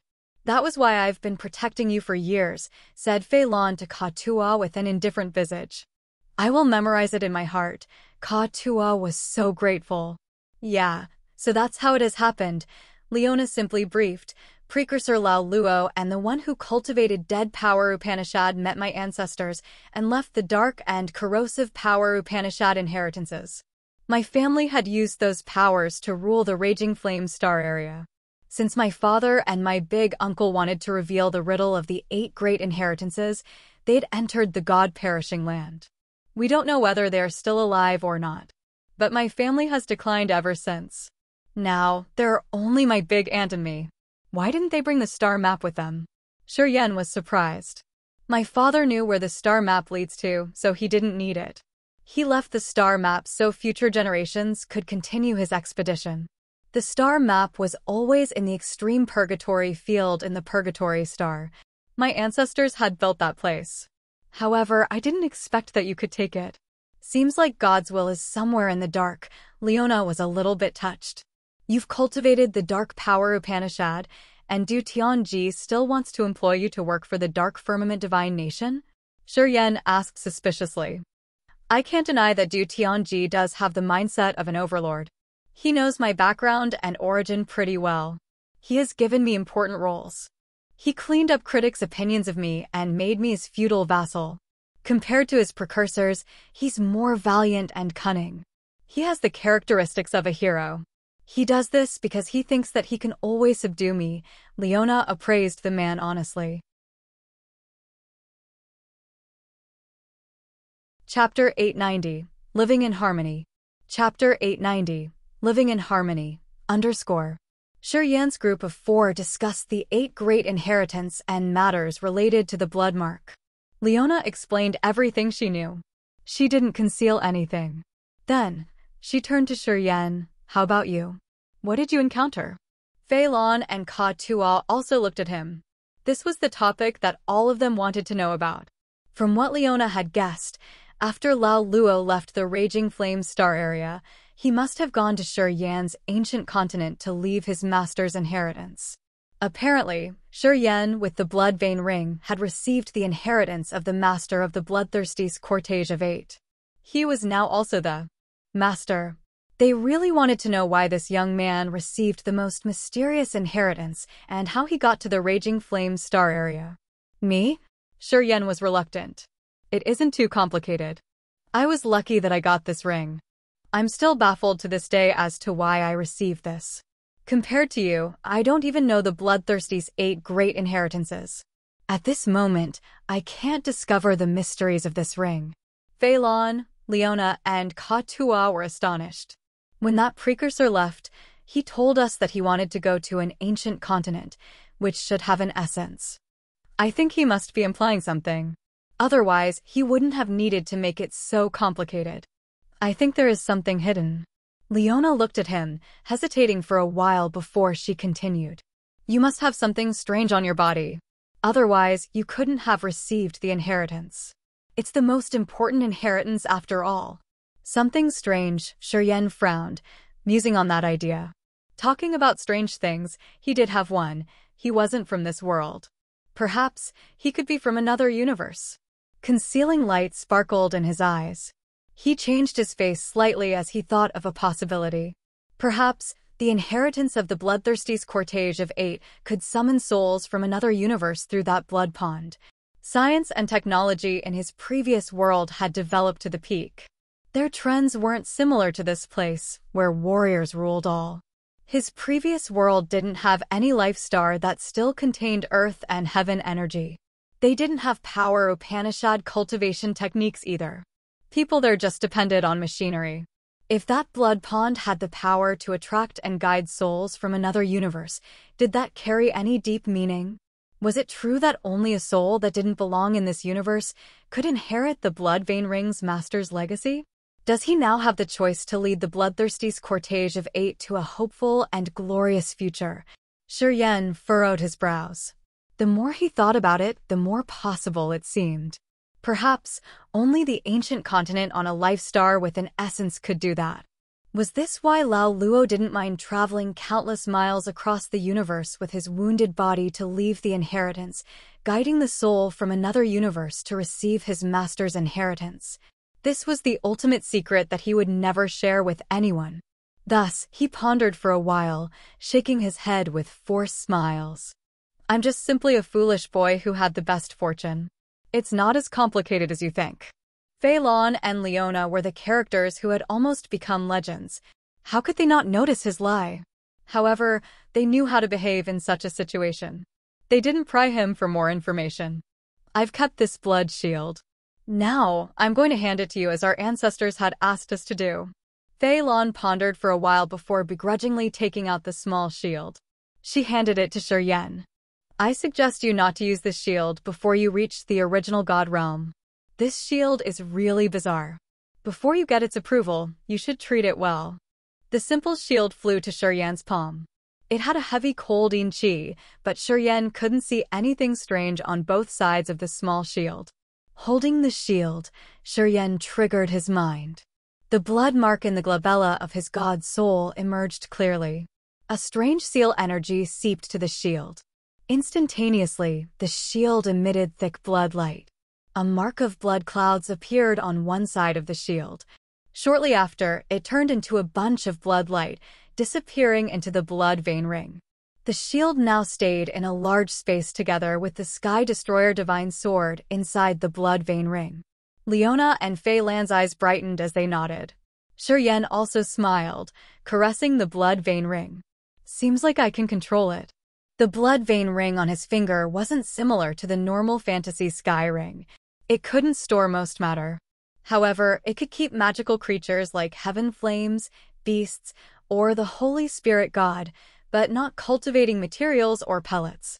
The objects it used to store was only the divine sword, but now a small shield was added. It seemed only objects that had a close relationship to the previous master could enter the ring. The others' miscellaneous items couldn't find room in there. It was a strict requirement. You're the owner of the ring. Of course, it belongs to you. Phelan frowned, snorted, and said, I don't care about the 8 great inheritances or whatever. I won't worship you as my lord. I'm here to find my devil-like man. I don't care about anything else. What you want to maintain or intend to do has nothing to do with me. Also, I won't listen to your orders. Phelan was at the ethereal god realm, and she wasn't a member of the dark sky. Since she was Leona's big uncle's spouse, she had studied the corrosive power Upanishad. In her heart, she didn't have much respect or recognition for the so-called 8 great inheritances. She couldn't get over the outrageous concept of her, an expert at the ethereal god realm, having to serve Shuryen, a small king god realm warrior. It's early, Leona nodded. When that precursor imparted us the dark and the corrosive powers Upanishad, he advised us about only 2 things. The first one was to give you the shield if we have the chance. The second thing was to maintain the dark and the corrosive powers Upanishad. We will only keep these 2 things that we have agreed. Shuryen beamed a faint smile. I understand. He wasn't arrogant enough to think that he could make Leona and Fei Lan serve him as their master due to the blood vein ring. At least, it was impossible until he got more powerful. Senior, Arg, I should call you Senior. I can't change your title to Master. It's weird, Katua gave a dry smile uncomfortably. The precursor that imparted me the inheritance was named Gru. His soul altar had totally collapsed. He didn't leave me any advice. So, I have no obligation. Of course, Senior, you've treated me well. If you want me to do anything, I will try my best to fulfill it. However, I can't really consider you my master to serve you. I hope you will tolerate this. Katua was honest. Being the lord of a region among the pirates, it was hard for him to submit to the other. As he had stated his point of view, going with Shuryen from the beginning had confirmed his identity. Ouch! You guys overthink. Of course, it's impossible for me to treat you as my entourage. Although I have this inheritance, I don't understand it. I don't know what kind of responsibility I should bear. Also, I don't want to bind myself because of this. We should live our lives as we have previously been doing, said Shuryen with a smile. Their conversation ended like that. When they gathered with the others, the giant teenager was still sleeping. His snoring was like thunderclaps. The fire was still burning. The roasted beast on that fire had some parts torn off. Karthu, Ziyao, Yalin, and Taimu were eating roasted meat and drinking wine. They all looked relaxed. Feng Rao, Ka Tua, and other pirates stayed in another area, also drinking and eating. The atmosphere was harmonious. None of them were hostile. Alchemist Jester stayed by Feng Rao and Kafu. He was concentrating on refining something, his face focused. Sometimes he smiled as if he was delighted by this strange place. Spiritual grass and plants were all around. He had the best garden here, and he could pick up as many as he pleased. This area didn't have the sun or the moon, only twinkling stars in the sky. However, the starlight was bright enough for the jungle to not be shady. After an unknown time, the teenage giant slowly woke up. He rubbed his eyes, looking at the huge mountain and speaking embarrassedly. I fell asleep. The wine I drank was so good. Tiny beasts, I'm going to hunt. After I get enough, I will bring you back to the mountain. He shook his necklace, rattling the skulls on it. 3/4 of the necklace was filled with skulls, leaving a small empty area. It seemed like he implied that when he filled his necklace, his coming-of-age ritual would finish. Rumble, rumble, rumble. Xiaoman got up, took a deep breath, then said with high spirits, I'm off now. He didn't mind Shuryen's team. He just strode into the forest like the most savage beast. Branches and leaves of tall trees shattered, falling on the ground wherever he passed by. What should we do? Ka Tua looked at Xiaoman leaving and also saw that nobody was going after him. He couldn't help but ask, Wait. We should wait until he completes his coming-of-age ritual. Then, we will go with him to the big mountain over there. Shuryen acted naturally. We shouldn't try to help him. It is his experience. He doesn't want us to interfere either. While staying here, we can use earth and heaven energy in this area to comprehend the mysteries of your powers. It will benefit our cultivation a lot. We should adapt to the heavy gravity in this area. In case we encounter the enemy, we should prepare ourselves to be able to fight to our utmost. Fei Lan squinted and nodded. Listen to him. All right, Ka Tua agreed. Karthu, Ziyao, Feng Rao, and Jester didn't have control here. They couldn't do anything but follow the other's decision. Xiaoman, the teenage giant, seemed to know where the ferocious beasts usually gathered. When he got tired, he would come back with a beast, roast it happily, and share with the others. Also, he wasn't shy when he took Carthew's good wine and blacked out afterward. When he woke up, he would leave, full of energy. He jumped into the vast forest, continuing his hunt. Shuryen and the others stayed in a certain area. They cultivated safely. In this place with abundant earth and heaven energy, they meditated and studied the truth of their powers in silence. This level 7 life star had dense earth and heaven energy, which gave a significant boost to the warriors. When they had put aside all the worries to cultivate ascetically, their understanding of powers Upanishad became more profound gradually. This place was much suitable for warriors to cultivate indeed. Time flew hurriedly. They didn't know how long they had spent in this area and cultivated. One day, Xiaoman came back with thrill. The necklace on his neck was filled with skulls. I've completed my coming-of-age ritual. Tiny beasts, come with me to the mountain. We're going to meet my dad and uncle. Chapter 891. The Giant Tribe. Chapter 891. The Giant Tribe, _ The giant teenager, Xiaoman, took Shuryen's group at the foot of the Grand Mountain. This mountain was so massive that its peak pierced the sky. Even if they lifted their faces, they couldn't see its summit. Extremely magnificent, big stone buildings were situated on the Grand Mountain. They were much bigger than the largest structure they had seen. They looked like small mountain ranges, intimidating everyone. Lifting their heads to observe the Grand Mountain, they all felt so small. Compared to the giants, they were just minute mice. They couldn't even reach the giant's calf. They could only admire the hugeness of the giant. The mountain ranges in the sky were covered by a strange, invisible energy. Even Fei Lan couldn't use her soul consciousness at the ethereal god realm to pierce through the protection layer and sense the living beings behind the layer. Xiaoman stood at the mountain foot, opened his mouth and screamed, "Uncle, I'm back." His sound was like a thunderclap. A forthright voice came from the mountain. "Well done. You completed the coming-of-age challenge that quickly. You're just like your dad when he was young." Haha. A louder voice reverberated everywhere. A strong, earth-yellow light burst out from the mountain foot. The invisible barrier cracked a slit. An extremely robust giant with only a snakeskin-patterned sheet covering his lower body appeared. Muscles bulged under his skin. His veins were as big as a child's arm. However, his body was like jewels, not gold. Fei Lan's pupils shrank. Her senile body shivered as she said in a low voice, "Ethereal God Realm." Although Shuryen's group had predicted this, they were still astonished. They couldn't help but be worried and restless. A level 7 life star had incomparable abundant earth and heaven energy. It could nurture countless miracle creatures and spiritual herbs. If creatures trained hard on their martial path here, their realms wouldn't be low. This muscular adult giant had confirmed everyone's assumptions. Indeed, the creatures here were very powerful. The second member of the giant clan they met was at the ethereal god realm.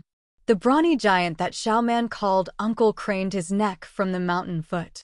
He happily acclaimed, rubbed Xiaoman's head and spoke tenderly, "Our Xiaoman is grown up now. You will be an adult soon." He was a little bit whiny and excited as if he was happy for the young man, but he actually didn't want it. Because when Xiaoman grew up, he had to bear some responsibilities. He couldn't be carefree anymore. "Uncle, I brought my friends with me." Xiaoman was happy, pointing at his foot. "Little beasts. They are so tiny." When the robust giant heard that, he stooped to observe. His eyes were as big as an adult's fist. They were glorious like sparkling jewels with divine light. His face gradually darkened. He nodded and said nothing else. He just let Xiaoman lead them. Xiaoman walked to the mountain foot and then turned around to watch Shuryen's group. The giant was hesitant. He pondered for a while before swinging his hand. "Get in." Shuryen's group was shocked. They followed the giants gingerly into the Grand Mountain. The muscular giant assessed them, frowning. After a while, he sighed, speaking to them, "I don't know where you are from, but we giants won't let guests stay out when they are at our door. As you are here, I hope you wouldn't bring trouble to our tribe." Shuryen's group was very surprised. The giant didn't explain more. He nodded to Xiaoman, speaking to him lovingly, "Your dad went out. He will be back after a while. He can't know that you've finished your coming-of-age challenge right away. You can take your friends to walk around. All right, Xiao Man laughed cheerily, waving at Shiyan's group. Come, we're going to my house. Shiyan and the others didn't dare to utter a word. They were all vigilant, following Xiao Man silently. There was no big stone house in the mountain foot. That beefy giant seemed to in charge of opening the barrier that protected the mountain only. He didn't accompany them. They were walking on a 100-meter road leading up to the mountain peak. Xiao Man led the way, speaking deliberately. My house is up there. You guys follow me. Don't mess around. There were many stone columns along the way. These stone columns were around 100 meters long. Sometimes they were round, sometimes they had a shape of a lozenge or even a square. The materials of those stone columns weren't similar. Some looked like they were made of iron while others looked like they were made out of gems. However, each of them was carved with many plain and rough symbols. They looked clear, simple, and ancient like pictographic characters. Some symbols looked like the rolling sea, and some were as sharp as weapons. It seemed to be easy to guess their meanings. Those stone columns stood along the road to the mountain. Don't try to investigate, Shiyan gave a low shout, warning people. We won't receive any nice things if we irritate them. Jester, Ka-Tua, and some other warriors wanted to release their soul consciousness to sense the stone columns. After being warned, they were all embarrassed, nodding their heads to tell him that they understood. Xiao Man walked ahead, and the warriors followed behind. They headed to the mountain flank. Along the road, the stone columns stood thickly. They saw a new column every 10 meters. After walking for a while, they saw many magnificently massive houses. Many giants who lived inside those houses craned their heads out of the house to observe strangers coming to their mountain. All looked curious. Most of them were giant teenagers. They seemed to have not experienced the coming-of-age ritual yet. They looked naive and curious, as if they had never seen any people visiting from outside. Walking furthermore for an unknown time, people came to a turn in the rumbling sounds of Xiao Man's footsteps. Xiao Man took that turn. They continued to walk before they reached an area of impressively huge buildings. Situated there were more than 10 connected stone houses. They looked like small mountains jutting out from the grand mountain flank.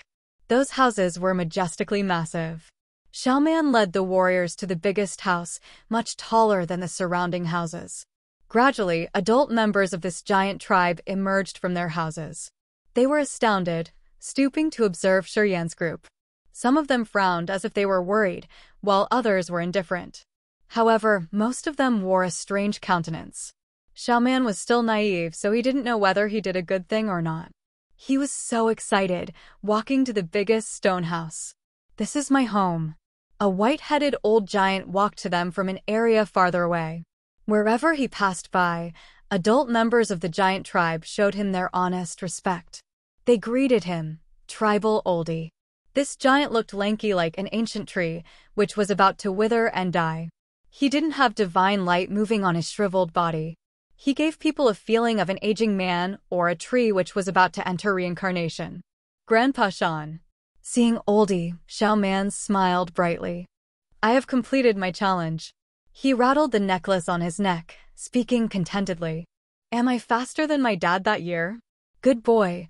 The giant oldie rubbed his matted hair that looked like a bird's nest, speaking to him lovingly. You're more excellent than your dad. You will surpass your dad soon. Xiao Man clenched his fists, talking resolutely. I can help my dad soon. Yes. You are a real fighter now, the giant oldie sighed then nodded. When you become a real fighter, you can't be carefree anymore. You can't stay on the mountain forever. Sigh. I want to protect my little brothers and our tribe, said Xiao Man solemnly. The giant oldie sighed again. He looked dreary and helpless, speaking to Xiao Man all of a sudden. Your mother is behind the mountain. You should go tell her your good news. I'm going to talk to your friends here. All right, I'm going now. Xiao Man was obedient. He turned to Shiyan and said seriously, You guys wait for me. I will take you around and have fun. We are all good people here. We won't harm you. Shiyan smiled at him. I know you are all good guys. Xiao Man laughed contentedly and left. As soon as he left, The warriors of the giant tribe slowly gathered, surrounding Shurian's group. They were like huge trees that shielded all the light. Shurian's group suddenly felt a lot of pressure. They felt so uncomfortable. Even Fei Lan had become silent in this area. She just frowned, looking at these magical, huge creatures, waiting for something. "Where are you from? Why are you here?" The giant oldie finally asked them. His voice wasn't thundering but calm, low, and powerful. "We are from the Ethereal God Realm. We came here through the Hollow Channel," answered Fei Lan. "I have never heard about this star area." The giant oldie was surprised. "Where's that Hollow Channel? Is it in the forest?" Fei Lan shook her head. "After we went through the Hollow Channel, we landed in the forest, but we couldn't find the Hollow Channel afterward." The giant oldie furrowed his brows. "How much do you know about this place of ours?" "Absolutely nothing," answered Fei Lan. "So why did you come here?" he asked the second time. "I'm looking for someone." Fei Lan contemplated for a while, then pointed at the group next to her. "They wanted to find a better place to cultivate." "Elder, besides your tribe in this area, do we have any other creatures?" Shurian suddenly intervened. "Which are the other creatures you've mentioned?" The giant oldie didn't answer, but instead asked another question. "For example, the God Clan, the Demon Clan, the Monster Clan, the Dark Clan, the Corpse Clan."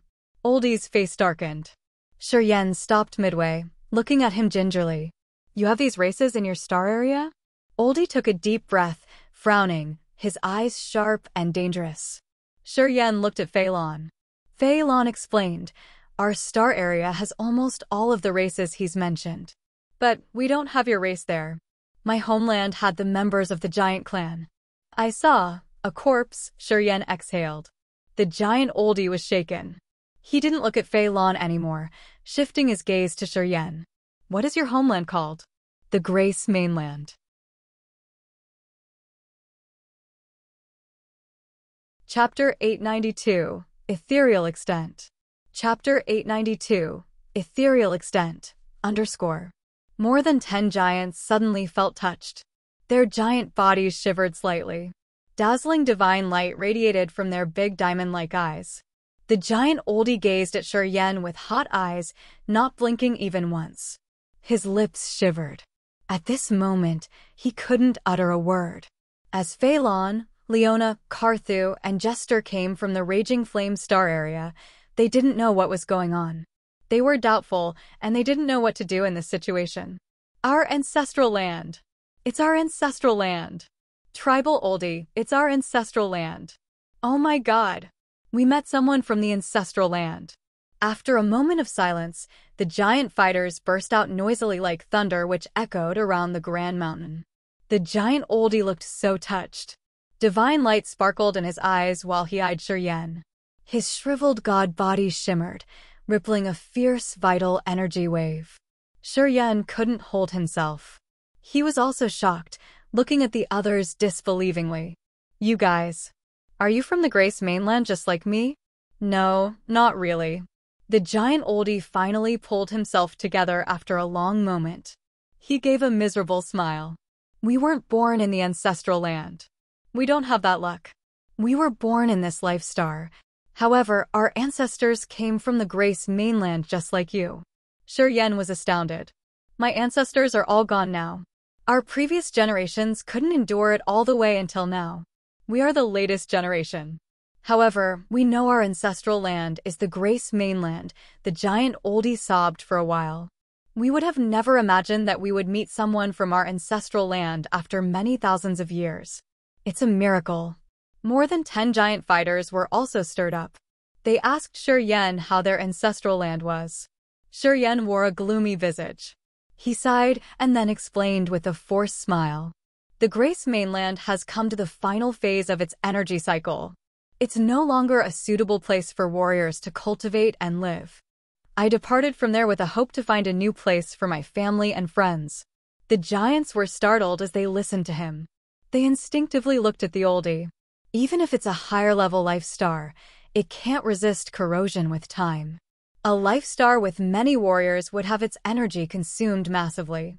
Our ancestral land has been through so many years of consumption. It has produced countless experts. It's natural for it to be exhausted one day.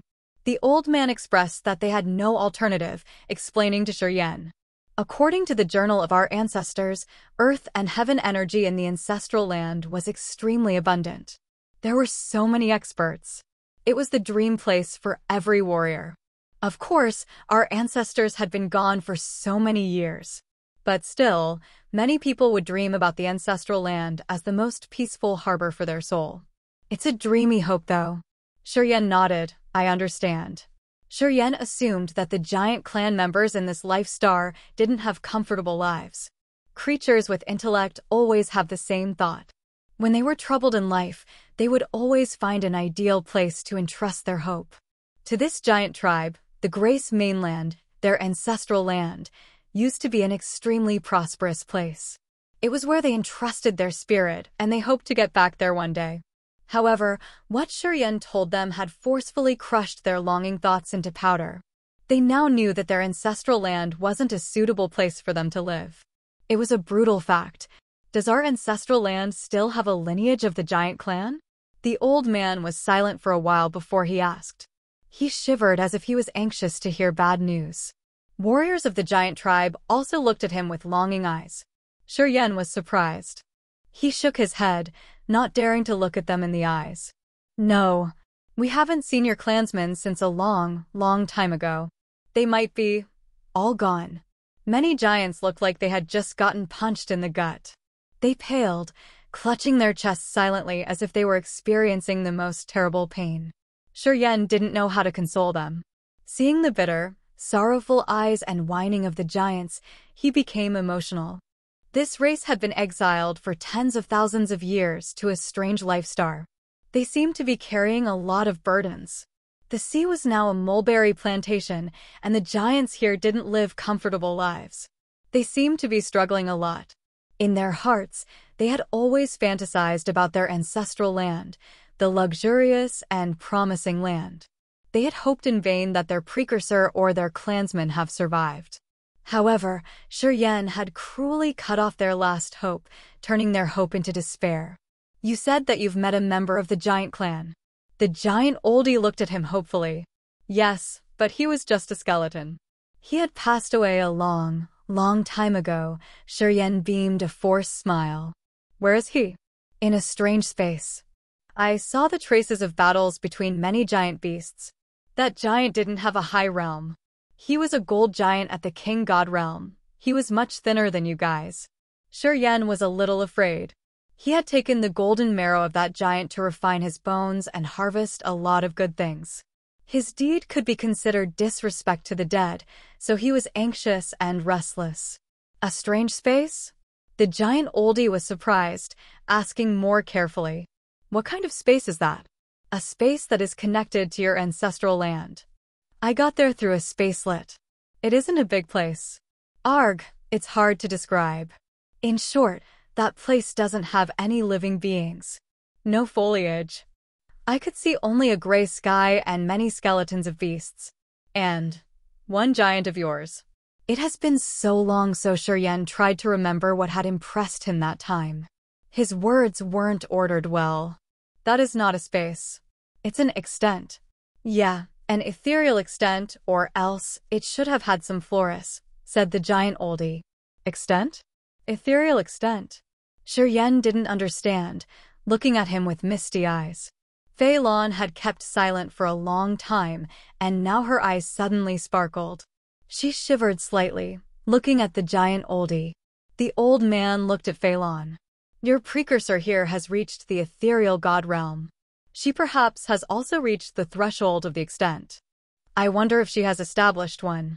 Fei Lan pondered for a while, then nodded. I'm just a beginner. My extent is just a space of air. I have much more to do before I can form it completely. Shuryen, Leona, and the experts of the Raging Flame Star area were dumbstruck, looking at Fei Lan, waiting for her explanation. The ethereal god realm warriors have a 4-tiered soul altar. You guys know this from that god clan man. Fei Lan frowned, talking slowly. The 4 tiers include the Sea of Consciousness, Power Upanishad, the ethereal soul, and the ethereal extent. The ethereal extent is formed the moment the warrior is breaking through. It's just an immense block of air at the beginning. Growing along with the refined realm and breakthrough, it can be formed gradually. I've just entered the ethereal god realm, not a long time ago. I haven't established it successfully. Shi Yan's group was stunned, their faces baffled. What is the ethereal extent? Shi Yan's eyes twinkled. It's magic that can't be explained. Fei Lan said dreamily.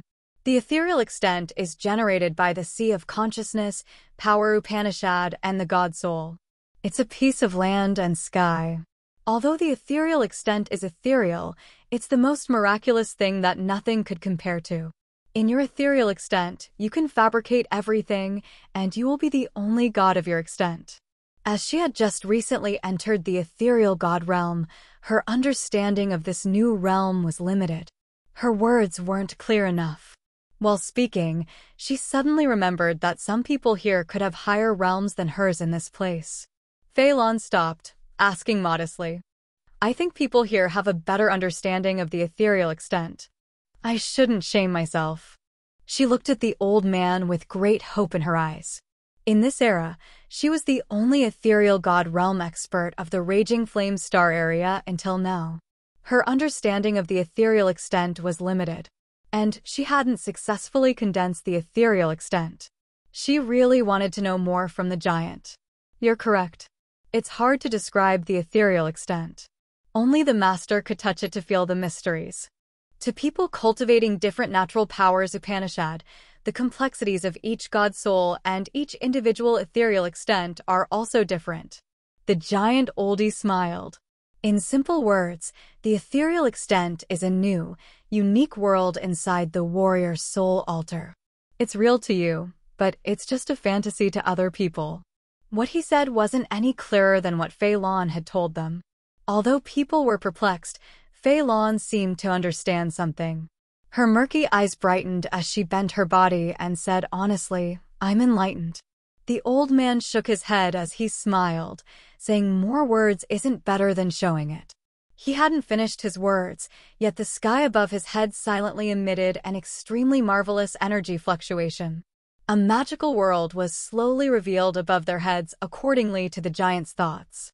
Subtle energy movements of metal, wood, water, fire, and earth was visible. The old man laughed slightly. Within 10 miles, the area above their heads slowly turned into rivers, mountain ranges, and more natural land features. Grand, beautiful palaces emerged as if someone was building them at light speed. In just a blink, bejeweled jade palaces emerged magnificently. Everybody gawked, looking at the sky with their jaws dropped. The old man's smile didn't cease as he continued to change this place with his will. The river then extended everywhere. The mountain ranges slowly pressed down. An intimidating, subduing power ran directly into people's soul. A large group of palaces lowered grumblingly. The mountain flank around them shattered, sending large chunks of rock everywhere. The palace's foundations were pressed broken. Rock and dust were everywhere. It didn't look imaginary at all. It all felt so real. The warriors taken the earth and heaven energy for their cultivation. Everything in this world is also made of earth and heaven energy. In my ethereal extent, I can generate anything, and I can change them as I please. I just need to use earth and heaven energy, the old man said calmly. But the ethereal extent is just an imaginary world. It's real in my eyes, and it's real in your eyes too. It's because your realm isn't high enough. If you can reach my realm, you will find that my ethereal extent is just an ethereal creation. Your ethereal extent is the real one. If I die, my ethereal extent won't exist anymore. It will vanish into nature and leave no trace. Thus, my ethereal extent is just a fantasy world. His words were profound and mysterious. Everybody was listening to him attentively, but they couldn't figure out the deep meanings behind his words. Only Fei Lan nodded slowly, her eyes bright. She seemed to have a big harvest this time. Although they didn't completely understand his idea, they were shocked to see how unpredictably magical the ethereal god realm was.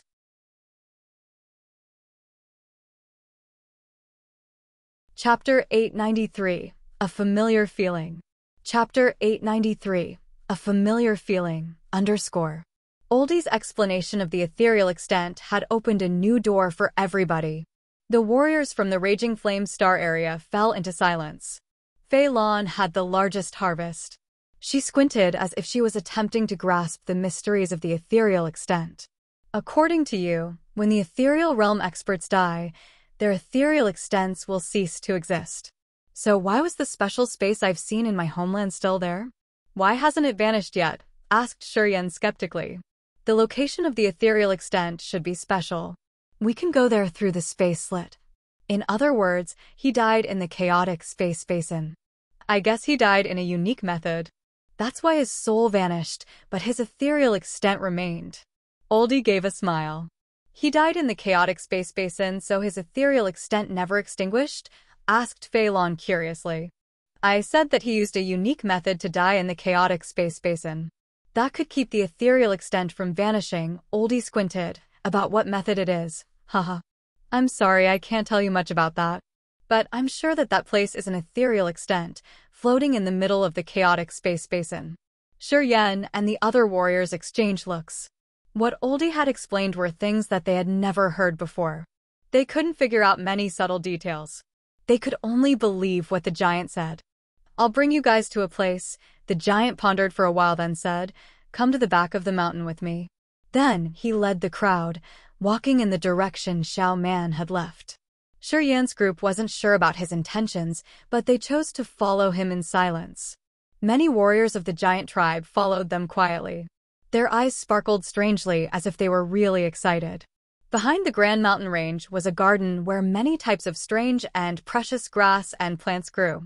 Many giant women and children were taking care of the plants. Xiao Man was standing by a middle-aged giant woman, excitedly telling her about his experience in his coming-of-age challenge. The giant woman had a wrinkled face. Her god body was covered in scars. It seemed like she used to get wounded, which left scars that could not get healed again. She mildly listened to Xiao Man, nodded continually.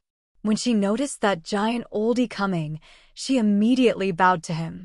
"Greeting, tribal Oldie." Oldie nodded, smiling tenderly. "Xiao Man is a good kid. He's more excellent than Jingu that year. He will be a good soldier of ours in the future." The woman didn't look happy at all. Quite the contrary, her eyes expressed sorrow as she spoke up in low spirits. "I would rather have him be an ordinary kid. He could just let things take of themselves in their own course. I don't want him to be an excellent soldier." The Taoist doctrine of inaction, TL. Xiao Man wasn't happy. He grunted, "I'm a man. I want to fight together with my dad." The woman sighed, shaking her head slightly. The giant was a little begrudging, trying to comfort her. "Men of our tribe have to experience bloody battles. This is a responsibility that we can't avoid. That's why before they grow up, we don't tell them anything. We don't want to give them pressure. We want them to enjoy their carefree childhood. However, they have to eventually grow up.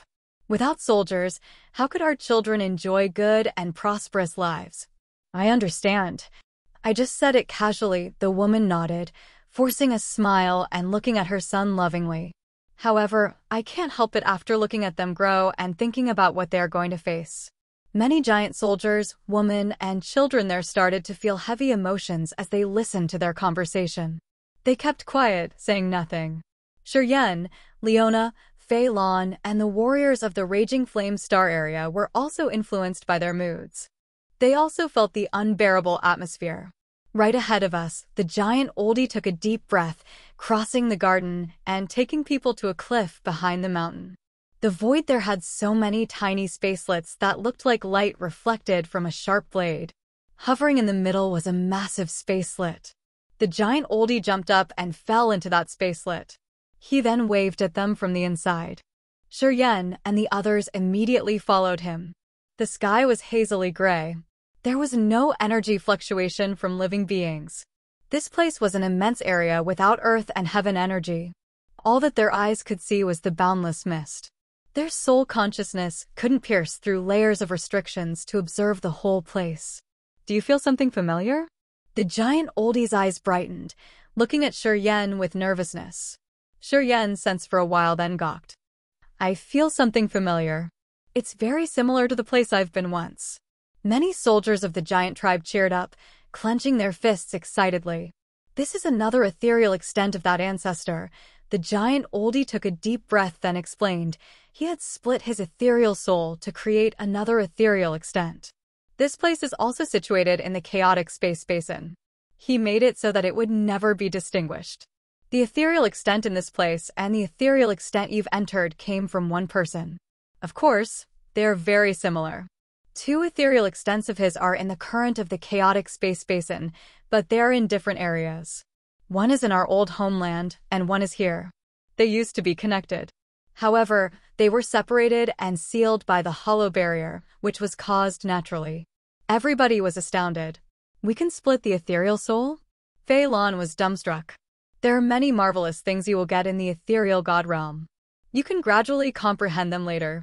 Oldie nodded, his face grimaced. Splitting the ethereal god isn't something good. Our ancestor had used a special method when he died in the space basin to create two ethereal extents, which connected two star areas. However, as time went on, a barrier naturally formed that sealed the passage. They are now no longer connected to each other. Pausing for a second, he gazed at Shuryen. My ancestors and many experts of the other clans in our old homeland had jumped into outer space to bear their responsibility of wiping out the God clan. When they hadn't eradicated this intimidating race, the hotshots in our old homeland couldn't sleep well. So that year, all the other clans had joined hands to deal with this clan. We forced them to move from our old homeland. However, our ancestors were still worried. All the clans had sent their hotshots to outer space to chase after the God clan. We are the lineage of the giant branch who pursued the God clan that year. Shuryen seemed thrilled.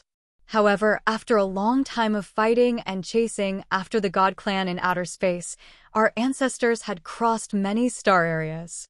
They had gone too far away from their old homeland. They were about to lose the connection, too. At that moment, they created the passage using the ethereal extent. The great price we had to pay was one of our experts. He ended up dying. He had split his ethereal soul to create two ethereal extents connecting us to our old homeland. We used to have a way to visit the old homeland. However, Earth and Heaven energy had created a barrier on its own. Eventually, we were separated. We've lost this connection for dozens of thousands of years. Oldie slowly explained, his voice relaxed. Then, he paused and continued, since you're here today, this can be our chance. What chance? Shuryen was baffled. Oldie gave a light smile. You know how to use space power. You can use space power to tear the barrier in this place. And you have the aura of our ancestors' marrow in your body. It will help you sense the exact location. As soon as you link the two locations, we can use the ethereal extent to connect those two star areas. What do you say? Shuryen was shaken. He suddenly felt that he had no secrets preserved in Oldie's eyes. He had already felt the aura of the gold marrow and his space power. Please help us connect the two star areas and tear the barrier. Oldie gave a low shout. Please help us. The giant soldiers bent their bodies slightly to beg for his favor. Leona, Fei Lan, and the others were perplexed, not knowing what to say. There's no living member of your clan in your homeland. What can you do even if we can get through the passage? Your homeland isn't suitable for your cultivation anymore. While Shuryen looked like the others were making things difficult for him, he was actually extremely excited. According to Oldie, he just needed to break the barrier. Then, he could connect the two star areas through the two ethereal extents. Would it be this easy to solve his tough problem too? In fact, he had desperately wished this. However, he needed to negotiate some conditions. Although the old homeland isn't suitable for us to continue our cultivation, it has our clan's relics, objects that are very important to us. Oldie's eyes brightened radiantly, and we do still want to see how our old homeland is. I have only one condition, Shuryen pondered for a while then said. If I can connect to your homeland, I hope you can give us a place to dwell. I hope you will allow my people to stay here and cultivate. Of course, Oldie smiled and agreed. Then I will give it a try. Shuryen quieted down.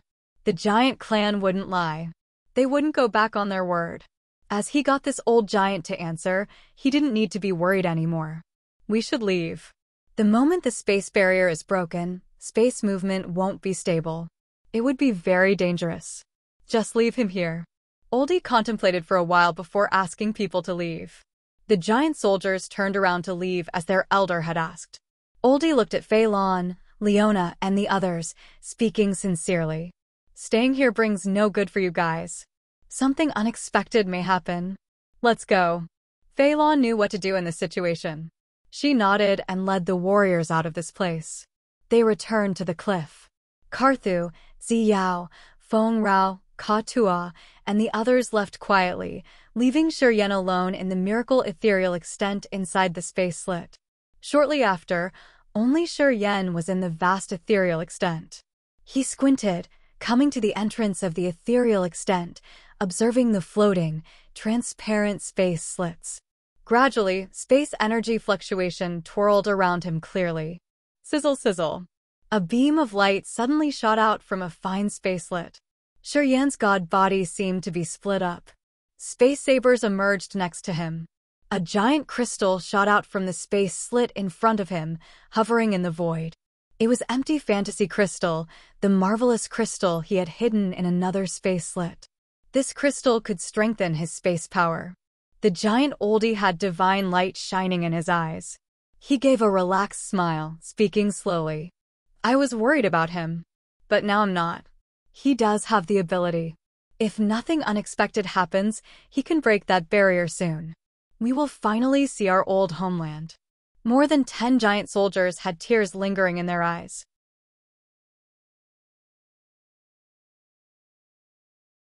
Chapter 894. Connect to the old homeland. Chapter 894. Connect to the old homeland. Shiryen sat cross-legged at the entrance of the fine spacelet, and he closed his eyes. His visage was as calm as still water. The giants and the warriors from the Raging Flame Star area waited in silence by the stone riff. They couldn't control their hearts as they were very anxious. The wish that they had been carrying for tens of thousands of years was about to be fulfilled. Breaking the space barrier to connect the two distant star areas, how valiant was that? The giant soldiers had been waiting for this day for tens of thousands of years. They balled their fists, shivering anxiously with watery eyes. They were afraid that Shiryen would fail. It's okay. This kid has a profound understanding of space power. He is capable of doing this. The giant oldie couldn't help but comfort his fellow giants. Shiryen couldn't listen to their conversation. He was concentrating wholeheartedly more than he had ever done. His soul altar was revolving madly. Waves of space energy rippled throughout his god body, slowly pouring into the empty fantasy crystal. The massive crystal emitted dazzling light, extending to every corner under his space power influence. The beautiful light moved like ribbons, pouring into each space slit. The fine space slits cracked open, getting bigger and longer. They moved as he wished, slowly flying towards the entrance to the ethereal extent. He was constantly accumulating energy. The empty fantasy crystal radiated beautiful beams of light like swords or sabers. While he was transforming his power Upanishad, his energy transformed into the form of sharp, long spears that went inside each of the fine space slits. The space slits were torn rapidly. After a few seconds, when Shiryen opened his eyes, space swords appeared in his pupils like the exquisite space slits. The empty fantasy crystal exploded abruptly. Countless sharp space lines were plunged into the space slits. Dozens of fine space slits were generated and then condensed into sharp spears that were a meter long. Together with Shiryen's god body, the sharp spears violently stabbed into the ethereal extent. The immortal demon blood in his god body evaporated and condensed. Drops of jewel-like immortal demon blood seemed to have a magical searching power. They used a wisp of memory in his brain to make a subtle connection with the giant corpse in the faraway Grace mainland. The direction was now carved into his brain. A 10,000-meter space spear swept through the place, running directly into the deep, unknown place. It sparkled and then disappeared. Instantaneously, the ethereal extent shook intensely as if the sky was about to fall with a furious earthquake. Terrifying thunder reverberated as space became unstable. An aura that could tear space was generated inside the ethereal extent. It seemed powerful enough to destroy all kinds of flesh. Phelan, Leona, and the others were frightened. They shuddered inwardly. Lucky. They were so lucky that they weren't stubborn enough to stay close. Space power was the most magical and sharp energy in this world. Although Yan's realm was low, when he triggered the change of space, the other warriors couldn't bear it. If they were accidentally dragged into the chaotic space basin, even Fei Lan with her four-tiered soul altar couldn't wiggle out of it. The warriors would get worn out and die from energy exhaustion. Space power triggered by the empty fantasy crystal fused with Yan's consciousness as he used the combination of more than exquisite space slits to create a sharp strike that could pierce through everything in this world, including the space barrier. Crack, crack, crack. Shadows of broken rigid objects emerged in the void.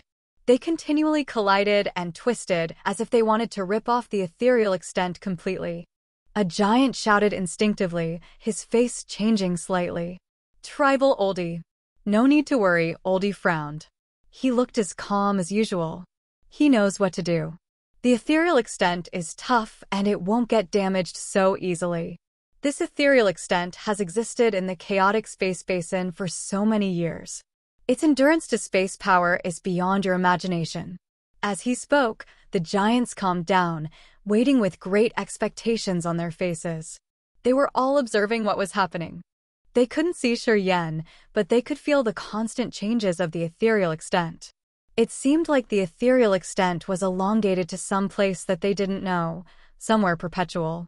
Time flew quietly and constantly like water that flowed. It has been 7 days, Carthu frowned, looking at the ethereal extent with chaotic space energy waves, his countenance solemn. What is going on in there? He stopped. His aura is becoming peaceful and relaxed now. Fei Lan hesitated for a while. She looked at the giant oldie, asking, "Did I sense this correctly?" The giant oldie nodded, smiling. "That boy is brilliant. While he used space power to break the barrier, he seems to better understand the subtle mysteries of space power Upanishad. I think he is comprehending something." Afterward, the warriors of the Raging Flame Star area were all shocked. Strange lights sparkled in their eyes. Especially Feng Rao and Ziyao. Their beautiful eyes twinkled like diamonds. Pride and happiness were seen on their indescribably charming face. Yan's power was what made them proud. This was a feeling due to an unknown reason, though. Yan used to say that he would take Ao Gu Duo's head in 100 years. I thought he was just being arrogant. But now I believe him. It could be true. Carthu smacked his lips, appraising, he's a genius. He can easily comprehend his powers Upanishad at any convenient time. Seems like his increasing realm doesn't have a limit. I think he doesn't need 100 years. After he's reached the original God realm, he can have the competence to behead Ao Gu Duo. Ao Gu Duo? Leona's face was icy cold. Who the heck does he think he is? If it weren't for Du Tianji, I would have killed him already. Carthu shivered, giving a forced smile. Of course, you have the right to say so. Madame Leona, do you still keep the divine nation in your mind? All of a sudden, Ziyao took one step forward and looked at her, waiting for her answer. Divine nation? Leona pursed her lips, speaking disdainfully. In my eyes, there's no divine nation, only my dark sky family. Your father has given me opportunities. I remember this favor. However, I've almost fully repaid him after so many years. Ziyao's face shivered, speaking gloomily. So you won't work for the divine nation anymore? If nothing unexpected happens, I will never return to the divine nation. You guys, perhaps you shouldn't go back either. Leona glanced at her, speaking indifferently. People usually aim for higher places. Many warriors of the Raging Flame Star area are searching tirelessly and with pain. They want to move to a better star area. Your destiny is perfect. Your wish is fulfilled today. Why do you want to get back there? You've seen the vast sky. Why do you want to get back to your shallow well? Is your brain not working? Ziyao was shocked. A flash of recognition crossed her eyes. She quieted down. Carthu thought, then nodded with a smile. I have no burden. I don't want to go back. Alchemist Jester frowned as if he had something to say. However, he decided to say nothing. Boom, boom, boom. The earth-shaking cracking sounds echoed inside the ethereal extent. After an unknown time, the explosion ceased. All the different energies in there gradually vanished. The ethereal extent inside the exquisite spacelet looked like a new floating space. The misty air was still thick, but it seemed to lead to somewhere. The giant oldie was astonished. He couldn't hold his excitement and he shouted, "We got through." Then, he was the first one to jump into the spacelet. The other giant soldiers followed him closely. Phelan and Leona were surprised. They got up and entered the ethereal extent, wearing baffled visages. The ethereal extent was still vast and misty. Shiryen was floating in his sitting posture. His face was calm while the energy fluctuations around him gradually steadied. Everybody looked at him. After a while, Shiryen opened his eyes, which looked deeply profound and distant. It looked like his eyes had become the two ethereal extent. He beamed and got up, walking towards an immense area and speaking calmly, "Follow me." Nobody opposed this. They all followed him, entering deeper into this vast area. After a while, the empty ethereal extent started to show skeletons of beasts. Those bones were giant and crystal clear. They were scattered around the place disorderly. The giants cheered like thunders when they saw those things. "We've gotten through, indeed. This is an ethereal extent."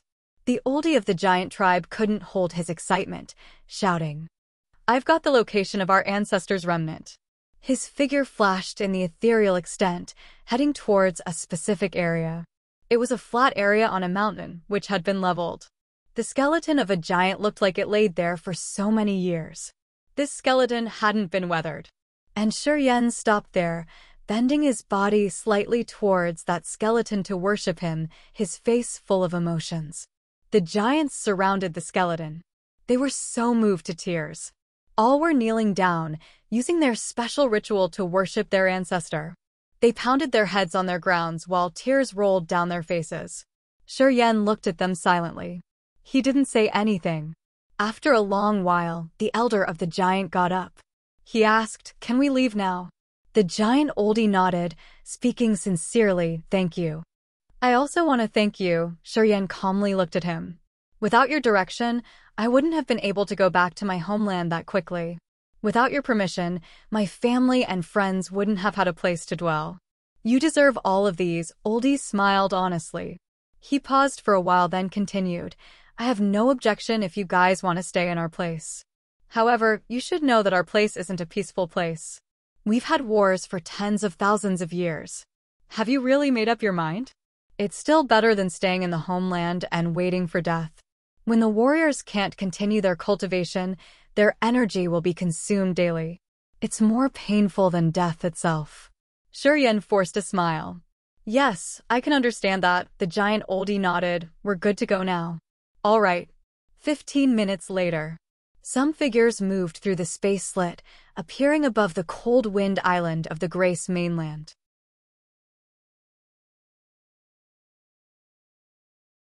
Chapter 895, Returned. Chapter 895, Returned, _. It was like yesterday. The familiar sky, the familiar ground, and the endless sea with countless islets. This was the endless sea. Earth and heaven energy there was so thin that they couldn't even feel it without carefully attempting to sense it. This kind of life star had come to the final phase of the energy cycle. Let alone the giant tribe, even Phelan, Leona, and the warriors coming from the Raging Flame Star area felt annoyed. To increase their realm, the warriors needed to use earth and heaven energy as their foundation and initiation. They had to continuously urge and refine this kind of natural energy to turn it into the essence chi to nurture their body and soul. Any life star with tremendous warriors shared the same necessities, thick and abundant earth and heaven energy. Without energy to support them, warriors couldn't continue their cultivation. For obvious reasons, they couldn't progress towards profound realms or have the chance to understand their powers Upanishad. The Raging Flame Star area had many life stars, and the giant tribe was living in a level 7 life star with extremely abundant earth and heaven energy. As they had arrived in the Grace mainland all of a sudden, they hadn't adapted well yet. Staying in this kind of almost exhausted life star, they felt like they were exploring a desolate mineral star. Soldiers of the giant tribe grumblingly landed on the cold wind island. They tumbled, unable to stand firm. Some giants who had bad balance fell, and their giant god bodies rolled like a rubber ball on the island. Compared to the life star where they were staying, the gravity in the Grace mainland was several hundred times weaker. As the giants had gotten used to their land, they felt that their god bodies here were as light as feathers. They couldn't grasp their balance well, which caused funny accidents. Immediately, they realized the difference. They sat down on the cold wind and started to get used to the gravity like a group of kids learning how to walk. Do you need help? Yan was high-spirited as he walked over to the giant oldie. You guys aren't familiar with this place. Do you need me to show you the direction? Direction? Oldie shook his head.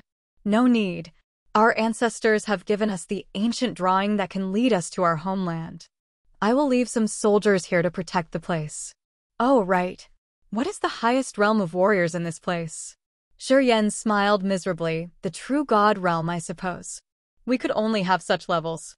The old man understood and nodded. Seems like there will be nothing dangerous to us in this area. We should get used to the gravity. Then, we will go to the place our ancient drawings show. Do your business. You don't need to mind us. It's good then, Yan smiled, releasing his soul consciousness to sense. The Endless Sea had many islets. They had experienced disasters.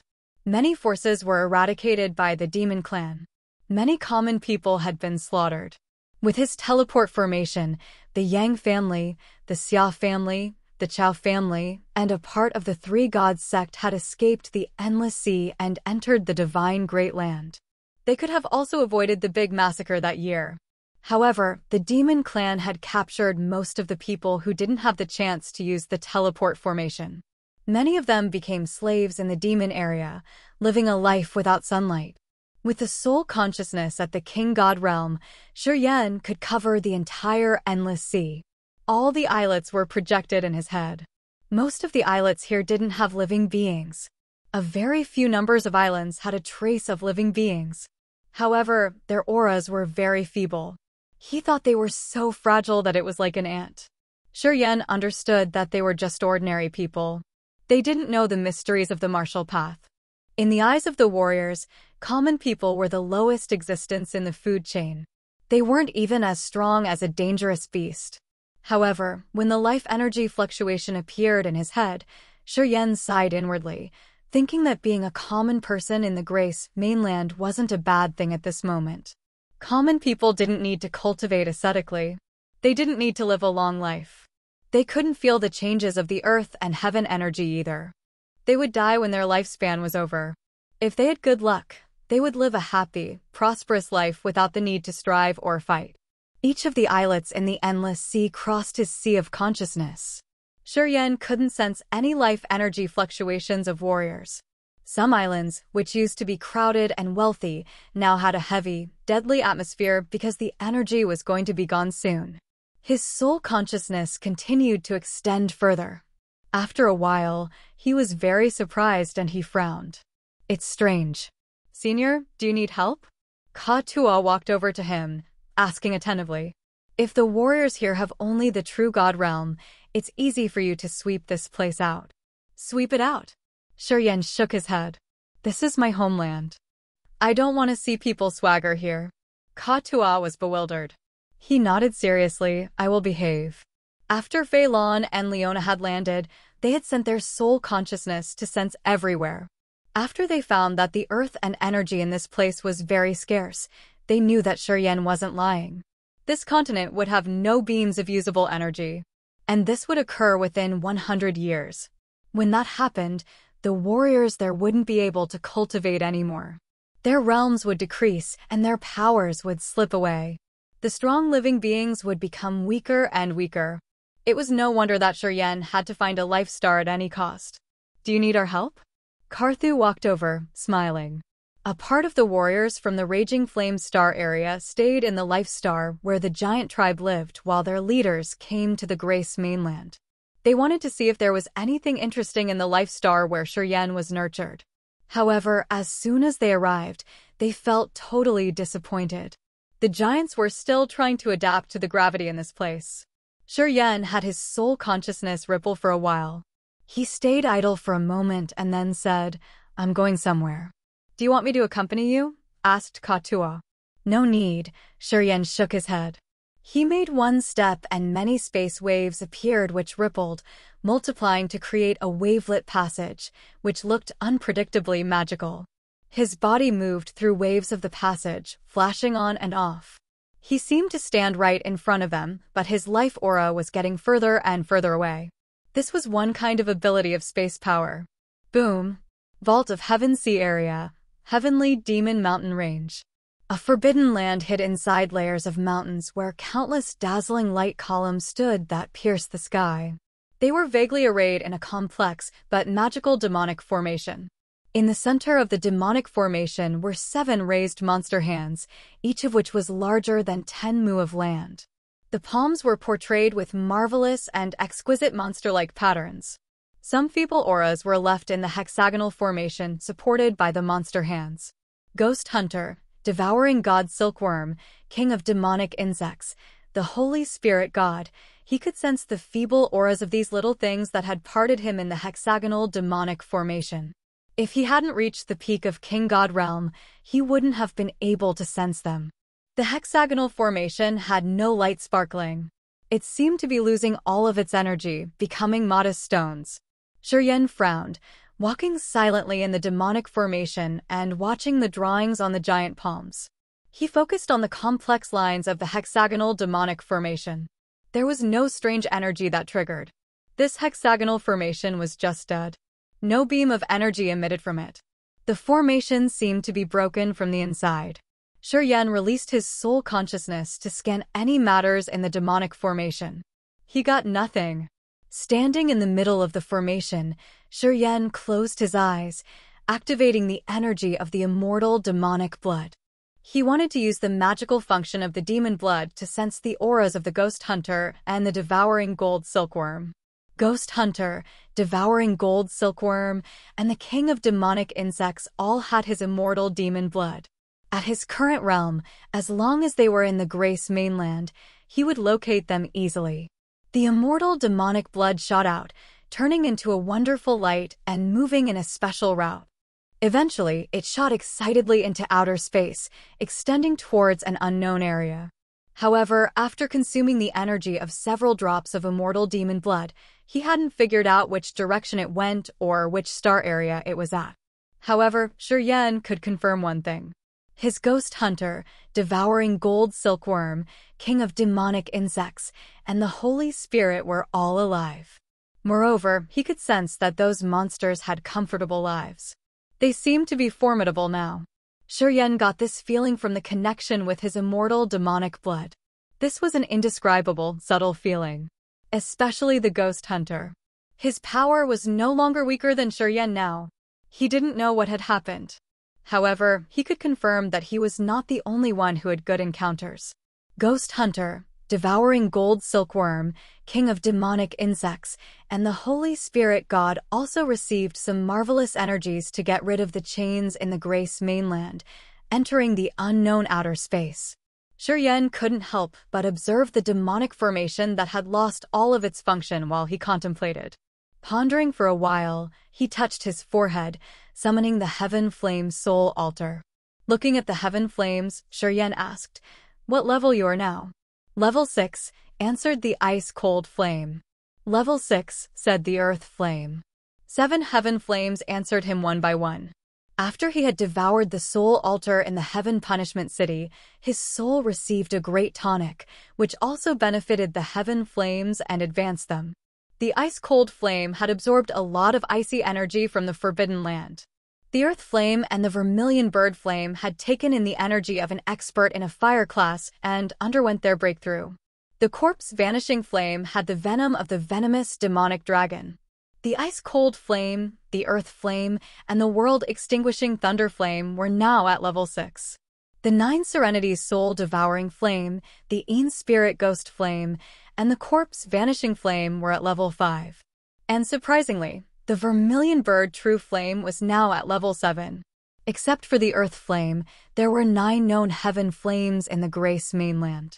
He had 6 of them. He needed to gather the Purgatory True Flame, the Immemorial Demonic Flame, and the Primal Chaos Sacred Flame. He remembered what the ring spirit asked him to do. There are 2 heaven flames that haven't been seen, the Immemorial Demonic Flame and the Primal Chaos Sacred Flame. If nothing unexpected happened, they should be in the Grace mainland too. You guys help me find them. We are interlinked. As long as you aren't out of the Grace mainland when you send your thoughts to me, I can detect your location immediately, advised Shuryen. Then, he retrieved the Heaven Flame Soul altar into his sea of consciousness. Go, all of you. Search all directions. 7 heaven flames departed from his sea of consciousness. They turned into 7 different color flames, moving in 7 different directions. Shuryen was still calm. Space energy bloomed. Using space power Upanishad, Shuryen traveled to the perpetual night forest in the divine Great Land. With each step, he crossed 1,000 miles.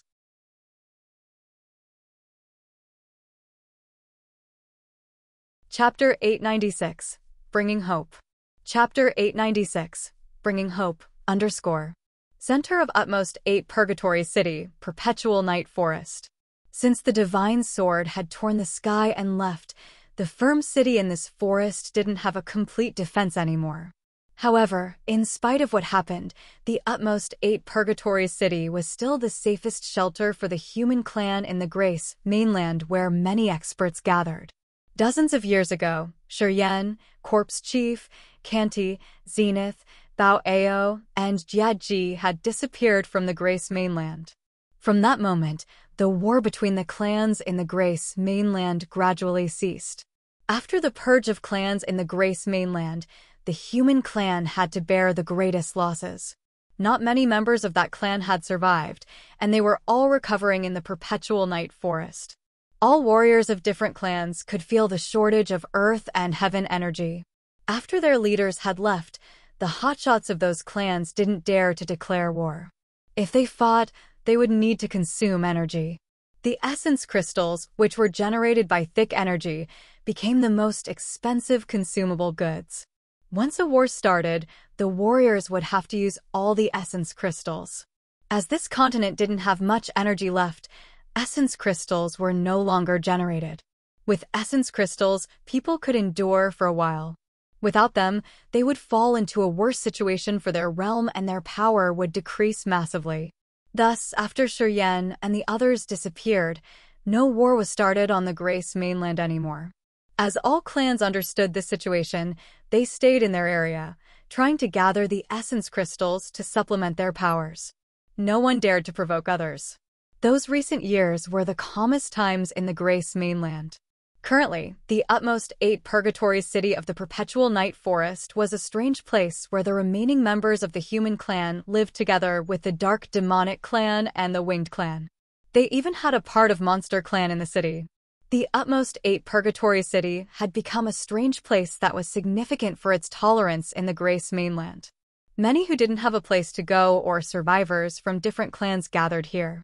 Yang Tian Emperor, Long Zhu, Yun Hao, Chao Qiudao, Yi Tian Imo, Di Shan, Yu Rou, Yuan Jiang, Tang Yuan Nan, Li Zhengrong, and other experts of the Grace mainland guarded this place. Since Zenith, Kanti, and Corpse Chief, the leaders of the strongest forces, had disappeared along with Shuryen, the forces of the Perpetual Night Forest were relatively strong in the Grace mainland. Not many people dared to provoke them. Under the management of those experts, the Utmost 8 Purgatory City's defense was still firm even without the Divine Sword. However, what they had to face now wasn't the experts of the pagan clans. It was energy exhaustion. A corner inside the city, young Tian Emperor stooped with his eyes closed. His slim face was cold and solemn as he concentrated on searching something. Long Zhu, Yun Hao, Chao Qiudao, Di Shan, Li Zhengrong stayed beside him, their faces excited. They walked back and forth restlessly as if they were waiting for something. After a while, Yang Tian Emperor opened his eyes with immense divine light. His face stretched into a smile. He's back. As soon as he finished, everybody burst out cheering. They felt joyous as if they were about to celebrate the new year. Are you sure? Is he really coming back? Bingqing Tong of the Ice Emperor City thinned her lips, her charming face blushing and her voice trembling. Just like her, the other 3 snow flowers were shivering. Beautiful light sparkled in their eyes, which enchanted people. He's back. We will meet him soon, Yang Tian Emperor nodded, appraising. He's a good kid. It has been so long, but he can still make someone miss him every night. It's good that he came back. It's good, Bing Qing Tong muttered while her white neck blushed. Whether the energy will be exhausted or not, it's enough that he came back. Han Shui, Shuang Yuzhu, and Lung Danqing stooped quietly, their charming bodies trembling. Their curves were mesmerizing like the strong waves. I wonder if he will bring us hope. Yunhao held a cup of tea in his hand, taking sips. His eyes were dark and profound, although his heart was seething. Long Ju, Chao Qiu Dao, Li Zhengrong, Yuan Jiang, and others warriors of the divine great land quieted down, their visages gloomy. Time flew fast like a shutter. 10 years had passed like a blink of an eye since Shuryan had left. This period of 10 years was the toughest time of their lives. They couldn't do anything but watch the earth and heaven energy slowly run out. Their hands were tied. They were desperate and hopeless, struggling in the dark. They thought that they would never see the light again. As Yang Tian Emperor cultivated desperate power Upanishad under this erosive, torturing circumstance, his realm was increasing continually. He had reached the peak of true God realm. He was very close. He just needed a full supplement of energy to step into King God realm. However, the only scarce thing in the Grace mainland was energy at this moment. Yang Tian Emperor was not the only one to reach peak of true God realm. Longju, Yunhao, and Yuan Jiang had also had third sky of true God realm. They hadn't been idle for 10 years. Their realms and power had increased more or less. However, they were all stuck. Without sufficient energy support, what could they do with their high realms? It was like a thug with a sharp weapon in his hand, but with tied limbs. He could only lie there and watch himself die. It was an extremely desperate and hopeless feeling. We will get an answer soon. Yang Tian Emperor was calm, looking at the void in front of them. He watched the thick cotton gray clouds. He'll be here shortly. Instinctively, people came outside, walking to the city walls. Many warriors in the city realized that something would happen soon. They lifted their heads, looking at the sky and frowning. This crowd included Chao Zhilan, He Qingman, Chu Yanqing, Yang Mu, Li Feng, Yang Meng, Fan Xiang Yun, Jiemu, Yu Ying, Yun Xiu, Lao Li, Lao Luan, and Kai Yi. Shuryan didn't know many of them.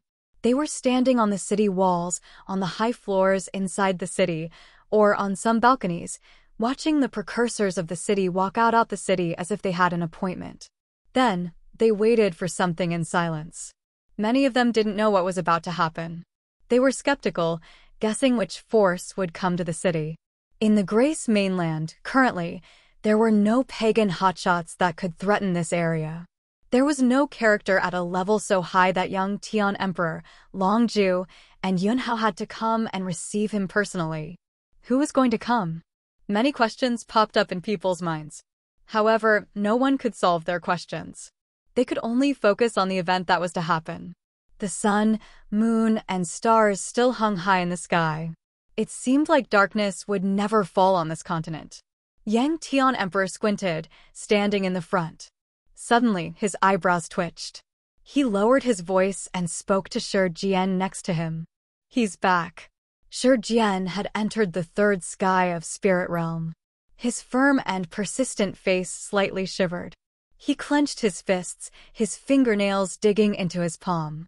He said in a throaty voice, painstakingly, he is. Nodded, Yang Tian Emperor sighed, yeah. He shouldn't bear the responsibility for this continent. To him, it must have been tough and laborious. I do hope I could help him, Shi Jian clenched his jaw. What a pity that we don't have such powers.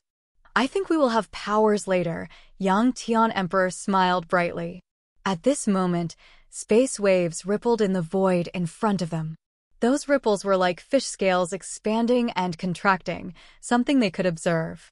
In layers of wavelets, sharp space power was clear enough to sense.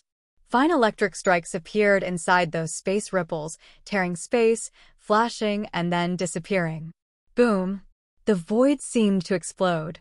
A figure moved through layers of space doors that emerged in front of Yang Tian Emperor.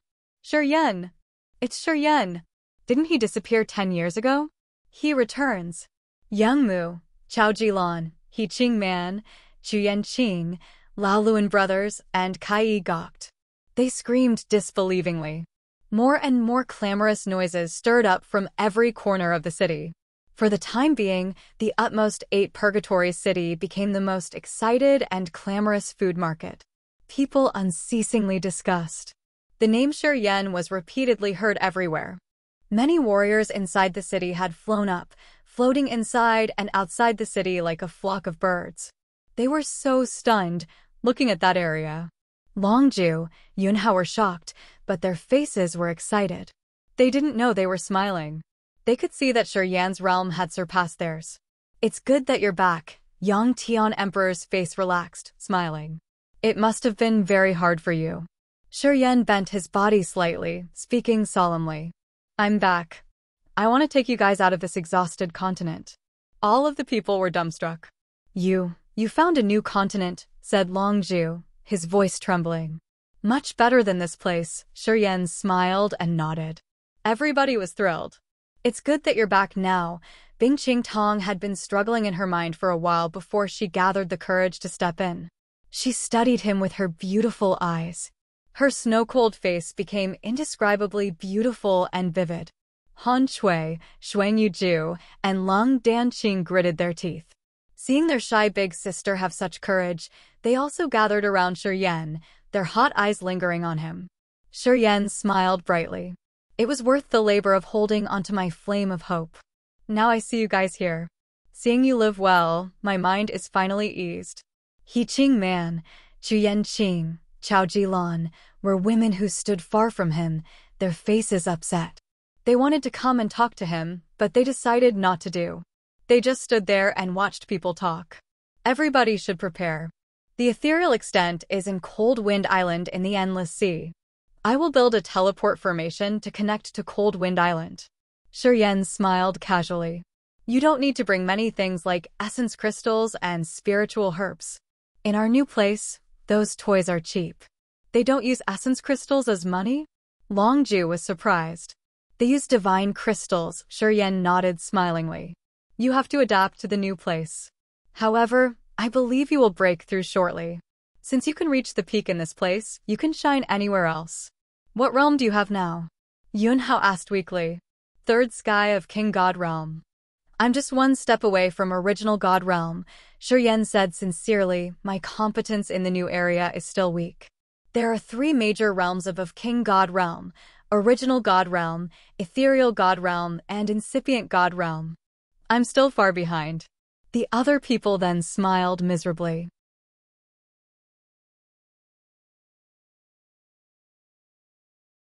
Chapter 897, An Astonishing Discovery.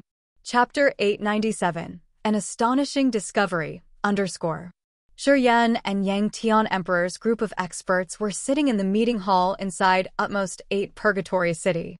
He talked about what he had experienced in the past 10 years. He spoke about how he had arrived in the Raging Flame Star area, how he got confined and became a human body cauldron, how he escaped the confinement, his struggles in Solar Star exploding fragment field, his painful experience in Extreme Purgatory Field, the battle in Heaven Punishment City. Even though Yang Tian Emperor, Yunhao, and others had cultivated aesthetically throughout the 10 years, Shuryen's wild tales made people dizzy. Their hearts beat quickly while listening to his story. They became bitter and excited accordingly. Bing Qingtong and her sisters had watery eyes knowing that Shuryen was forced to be a human body cauldron. After Shuryen had finished, he beamed a smile, speaking, "It was hard at first. I had to be cautious with every step I took. They had bound me for a while. However, I found my way out. My realm started increasing and my condition was getting better. Except for details related to Bloodthirsty's cortege of 8, he didn't conceal anything. He carefully explained so that they would know the general situation of the new star area. When he mentioned source of Upanishad inheritance, magical powers Upanishad, divine crystals full of energy, and wonderful, giant battleships, Everybody couldn't hide their desire. I'm not familiar with the new life star. I'm sure it has a lot of fatal dangers. Shuryen pondered for a while and then continued, anyway, it's easy to live there. Also, it's suitable for you guys to break through. I think a little pressure wouldn't do much harm. Anyway, it's better than waiting here and dying because of energy exhaustion, right? Li Zhengrong sighed inaudibly. Shuryen arched his brows, suddenly recalling something he had decided earlier. He asked, "Where's Yi Qingfeng?" "After I returned, I've used my soul consciousness to find him, but I couldn't find his energy fluctuation." "He isn't in Utmost 8 Purgatory City, is he?" Li Zhengrong became gloomy. Shuryen was surprised. What happened? Has that kid been mischievous again? I hoped that he could be mischievous to me. Li Zhengrong took a deep breath. His face was dark as he said, 3 years ago, he went to the Dead Soul Mountain Range and didn't come back. He is still missing. Dead Soul Mountain Range? Shuryen's face darkened. The territory of the Dark Spirit Clan. The Dark Spirit Clan rarely comes out. It seems that they are often in hiding. However, sometimes the Dead Soul's evil lair would appear and take away lives. Li Zhengrong explained, the Dead Soul's evil lair is strange and somehow marvelous. I doubt that he has fallen into that evil lair. However, I couldn't track down the location of the evil lair, so I couldn't find him. I've been in the Dead Soul's evil lair, Shuryen contemplated after muttering. He had slit his soul when he was in the Dead Soul Mountain Range. The Dead Soul's evil lair was a strange space with a vast, gloomy sea. A tremendously evil creature stayed in the bottom of that sea. The Dark Spirit Clan had some kind of contract with that evil creature. They could receive power from that evil creature, and that creature could also control the Dead Soul's evil lair. "What is in there?" asked Li Zhengrong. "It's hard to tell. It's a bit complicated. I have to go there to check myself. Perhaps I can find something." Shuryen stood up, speaking seriously. "You guys don't need to accompany me. What you should do is to prepare and organize your people. When I return, we will travel to Cold Wind Island."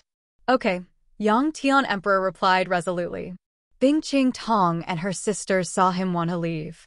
They didn't want that, but they couldn't say anything.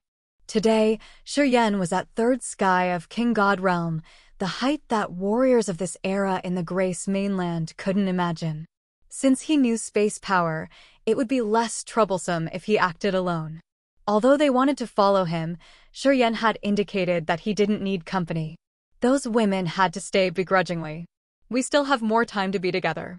"Don't be impatient," Shuryen chuckled, his eyes showing a gleam of warmth. Bingqing Tong's sisters looked better and they nodded and smiled. "You should quickly prepare." Shuryen turned into a lightning strike, tearing into the sky. He disappeared in just a blink. Many warriors who knew him faced the sky, looking at the flash at the horizon with a complicated countenance. Those people included Yuing, Yun Xiao, Chao Jilan, He Qingman, Xu Yanqing, and brothers Lao Luan, Lao Li. A dozen years had passed as quickly as a blink of an eye. Shuryen was an outstanding genius. He had thrived to the heights that they couldn't compare to, which helped him get rid of the chain in Grace mainland. He was at the peak of King God Realm. To them, Shuryen looked both familiar and strange. He was still the same, but when they saw him today, there was an invisible boundary. This boundary wasn't because of Shuryen's intimidating power, but his nimble and amazing attainment. He had made many people feel small compared to him. Those women, who had passionate times in love with Shuryen, suddenly found that they couldn't feel this love anymore. They wanted it, but they just couldn't feel the need for it. The greatest difference was that they seemed to be from different worlds. This finding made them suffered. They suffered because they found that they didn't dare voice their love anymore. Shuryen didn't know what they were thinking. He had flown far away. Under the magical powers of Space Power Upanishad, he had built a small space bridge, moving like a shuttle between layers of spaces. It was like a fish swimming between different seas. Swoosh! An electric strike flashed. Shuryen appeared above Spirit Potion Valley in Dead Soul Mountain Range. The Spirit Potion Valley was still a ruin of shattered houses and dust. It seemed like nobody lived here anymore. After the Dark Spirit Clan appeared, the Dead Soul Mountain Range had become their territory. The other clans avoided this area. The human clan especially wouldn't come there to do anything. Yi Changfeng had the guts to travel to Dead Soul Mountain Range as he was sure that his calculations were correct. However, he wasn't lucky, so the Dark Spirit clan had captured him. Otherwise, he wouldn't have gone missing for years. Shuryen always had a good feeling about this man. He hurried to get to this place because of the Purgatory True Flame, but moreover, he wanted to rescue him, with the premise that he was still alive. His soul consciousness covered the entire Dead Soul Mountain Range. Shuryen narrowed his eyes, his face stern. At his realm, it wasn't a hard task to reflect the entire Dead Soul Mountain Range in his head. Beams of his soul consciousness moved as quickly as the shuttles, extending to every corner of the mountain range. Shuryen tried to recall the scenes he had witnessed when he intruded the Dead Soul's evil lair that year. That year, he had condensed the hollow soul and entered the foreign land. That place had countless space cracks hovering above a green soul sea. Dull souls were floating in the sea without a beam of life energy. The soul sea continually swallowed the soul of creatures. It was extremely evil and bizarre. The entrance above the green soul sea was where the weak men of Dark Spirit clan stayed and resisted the suction force of the green soul sea. Members of the Dark Spirit clan and the evil creature living in the soul sea seemed to have an agreement. The clansmen would capture the souls from outside to give to the creature in the soul sea. Then, that evil creature would give them strong powers to escape the foreign land. The scenes he had seen that year flashed across his head. Shuryen frowned, continuing to let his soul consciousness wandering. All of a sudden, a wisp of his soul consciousness had touched something, which immediately reflected in his brain. It was a feeble beam of space power.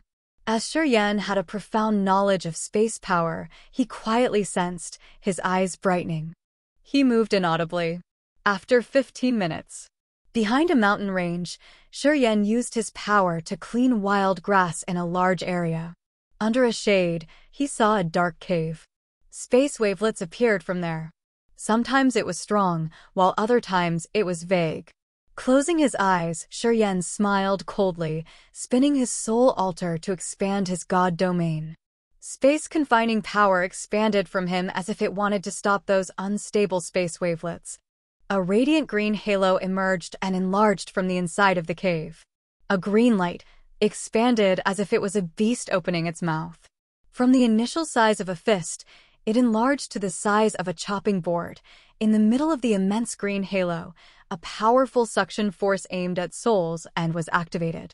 Shuryen trembled and his countenance changed. Although he had reached the third sky of King God Realm, his soul altar had an unstable feeling as if something was trying to pull his soul altar out of his body. The god soul atop the soul altar swayed vaguely. A cold and malignant willpower extended from the evil lair, cutting like an icy cold sword as if it wanted to cut off Shuryen's god soul. Confine. Shuryen's visage was cold and stern. He shouted to urge space power Upanishad. A thought arose, holding that evil willpower like layers of chains. Star energy twirled while immense starlight silently congregated. A scorching solar flaming moved inside the starlight immediately and covered that icy cold willpower. Under the scorching solar flaming energy, that willpower was burned down. However, more wisps of the same kind of evil energy shot out from the dead soul's evil lair before Shuryen even had time to breathe. They flew out like ghosts trying to catch more souls. Crack, crack. Shuryen's 10 fingers shot out countless beams of starlight. A dazzling starlight cage shrouded him entirely with the most magnificent light. His soul altar revolved as he hauled the divine sword out. His eyes became bloodshot. Negative energy seeped out from his acupuncture points. Crack larger. A bunch of light appeared in his head. His soul consciousness added space spears, and they were like rainbow ribbons, thrusting violently into the dead soul's evil lair. The evil lair shook hard, and the mouth cracked open. Shuryen could see some familiar images through that crack. Souls without a consciousness were wiggling in the green soul sea. The atmosphere was sorrowful and mournful to the acme. The entrance crack above the soul sea had no member of the Dark Spirit clan. It seemed that the green soul sea had swallowed them all. The soul sea in this bizarre area seethed, sending icy cold, evil willpower.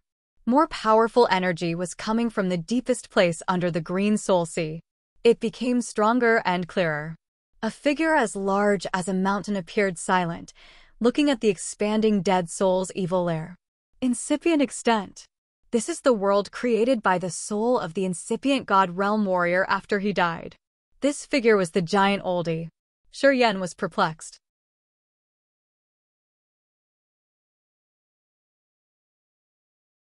Chapter 898. The owner of the incipient extent. Chapter 898.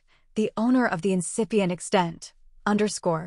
Incipient extent is the world that the soul of the incipient god realm warrior generated after he died. Incipient opens to reality. It's a real existence. It's different from the ethereal extent, which will vanish when the soul altar breaks. The incipient extent is really marvelous. It means that the warrior can leave his or her inheritance when he or she is still alive. The incipient extent can even find the appropriate heir or heiress to impart the inheritance. The giant oldie appeared out of nowhere. Right when he had arrived, he surprised Yen. Yen was frightened, looking at the dead soul's evil lair with a frown. The incipient extent will proactively find a suitable candidate to give the inheritance? Does it have a life? No, it's only the willpower of the deceased warrior, which connects closely with earth and heaven. It can create something magical that we can't know beforehand. The giant oldie sighed, shaking his head. The incipient god realm warriors in our place are also told in legends. I can't believe that our ancestral land had a deceased incipient god realm expert. Swoosh swoosh. Two green flames made a strange curve in the air, shooting out of the evil lair. The flames seemed to have intellect. They diverged in the air, attacking Yen and the giant respectively. They aimed at the two's soul altar. The giant oldie didn't change his visage. He touched his glabella, and a blinding gold wave rippled like a fire mist that shrouded the coming flame. Yen furrowed his brow slightly. His soul altar started to spin. Starlight like mercury swept through the sky, congregating in front of him and creating a small glorious starlight arrow. It hit the oncoming flame precisely. Swish! The cold, evil willpower released from the spooky green flame was scattered, unable to gather again. The dead soul's evil lair seemed to have intellect. Right after the giant oldie appeared, it narrowed abruptly. Yen's visage was calm as usual. His thought flickered. Wisps of soul consciousness with space power flew rapidly toward the 7 locations he could sense. He started to summon the heaven flames. The spooky green flame from the evil lair had the same aura as the heaven flames. However, it seemed to have another secret, original power. Yen immediately confirmed that there was a heaven flame in the center of that dead soul's evil lair. The incipient extent is strange. This incipient extent is occupied. You can enter there to check because you cultivate space power. The giant oldie contemplated for a while then said, however, you must be careful. That soul is cold and evil. It's not a nice one. I understand, Yen nodded. He pondered for a while then touched his forehead. A sharp space light shot out from the soul altar through his glabella.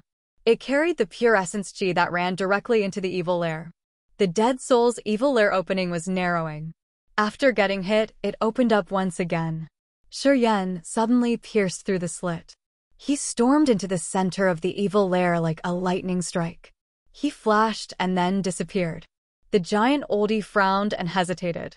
After a moment, he sat down outside the cave and closed his eyes. His 4-tiered soul altar emerged from his head, covered by a 5-colored halo as if it was made of 5 element powers. It spun and then flew into the dead soul's evil lair. It was an eerie green soul sea. Dull and baffled souls floated here and there. The sky above was gray and immense with many cracks. Vaguely, they could see the dazzling space current. There was no land, mountain, river, or flora. A cold, evil ambience filled the place, sending shivers down people's spines. Yen's true body floated above the spooky soul sea.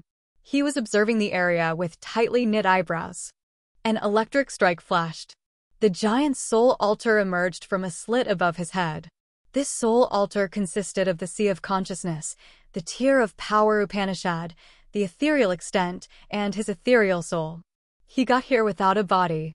If this incipient extent is occupied, I can't get out with my real body.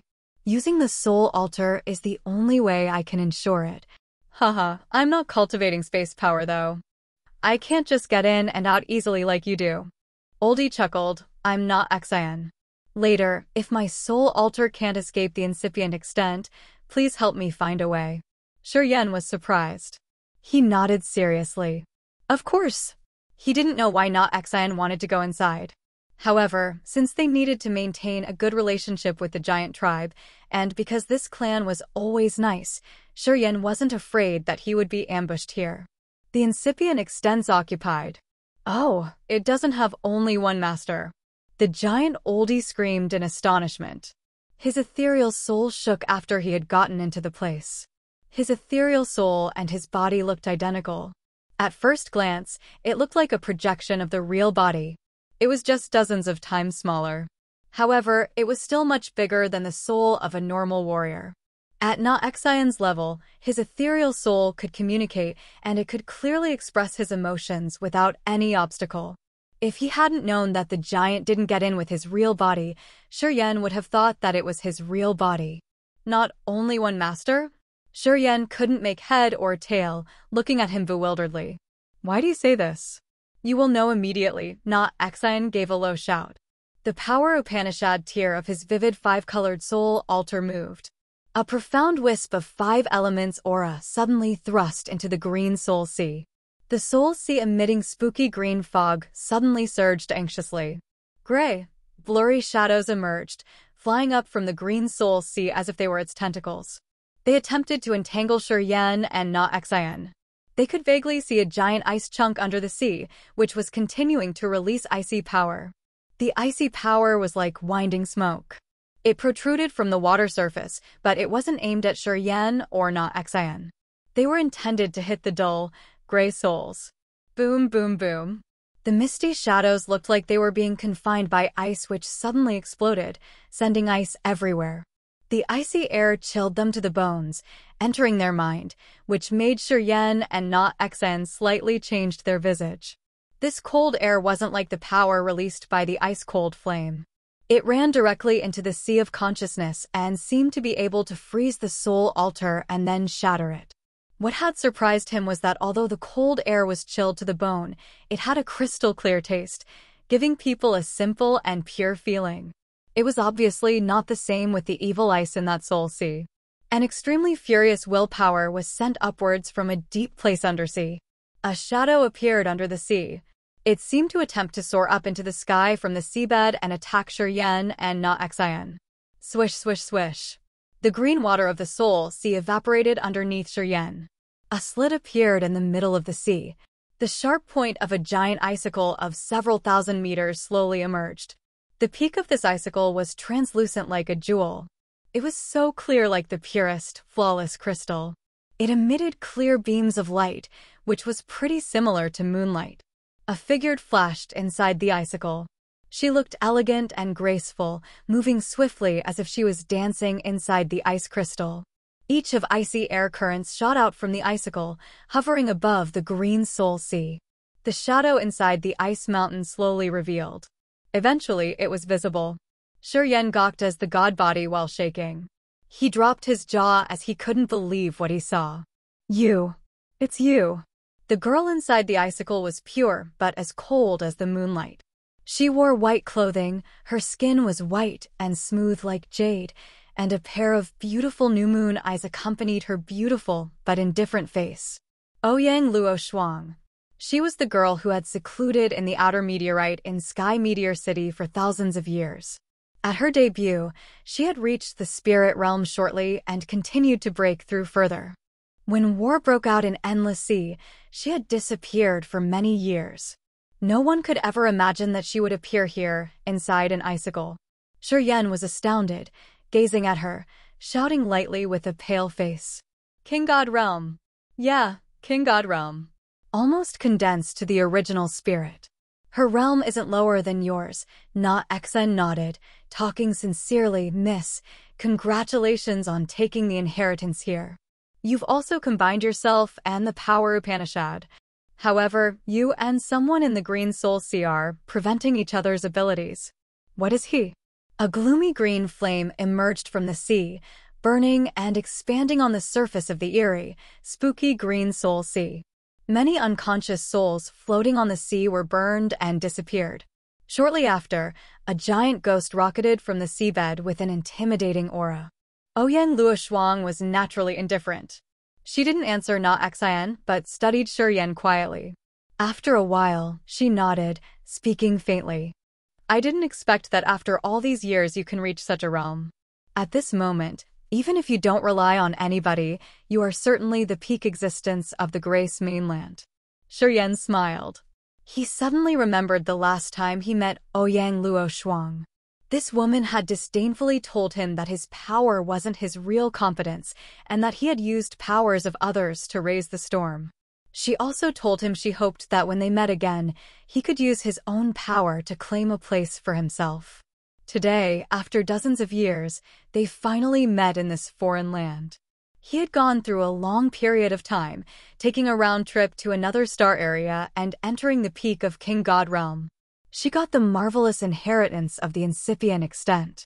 Combining with her moonlight power allowed me to enter the King God realm. She was just one step away from original God realm. She was so lucky indeed.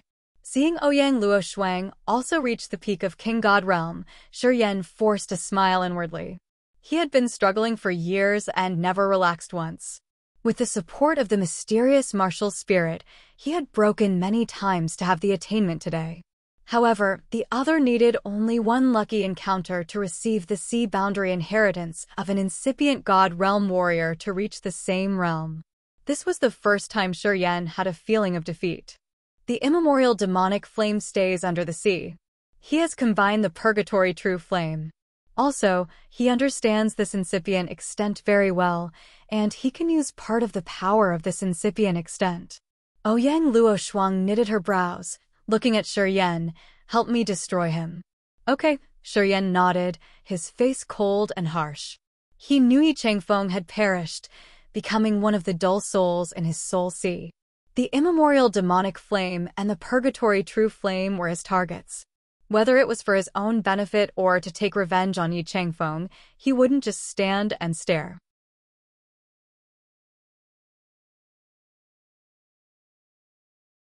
Chapter 899. Immemorial Demonic Flame. Chapter 899. Immemorial Demonic Flame, _. The immemorial era had all kinds of intimidating living beings. They all had intelligence and long lives. With giant physiques and earth-shattering power, they were the highest existences in the food chain. That era was the dawn of the Grace mainland when earth and heaven energy was still extremely abundant, much more than the so-called Level 7 life star. Creatures in Immemorial era were almost invincible. Legends say that they were even stronger than the 10 clans of the next era.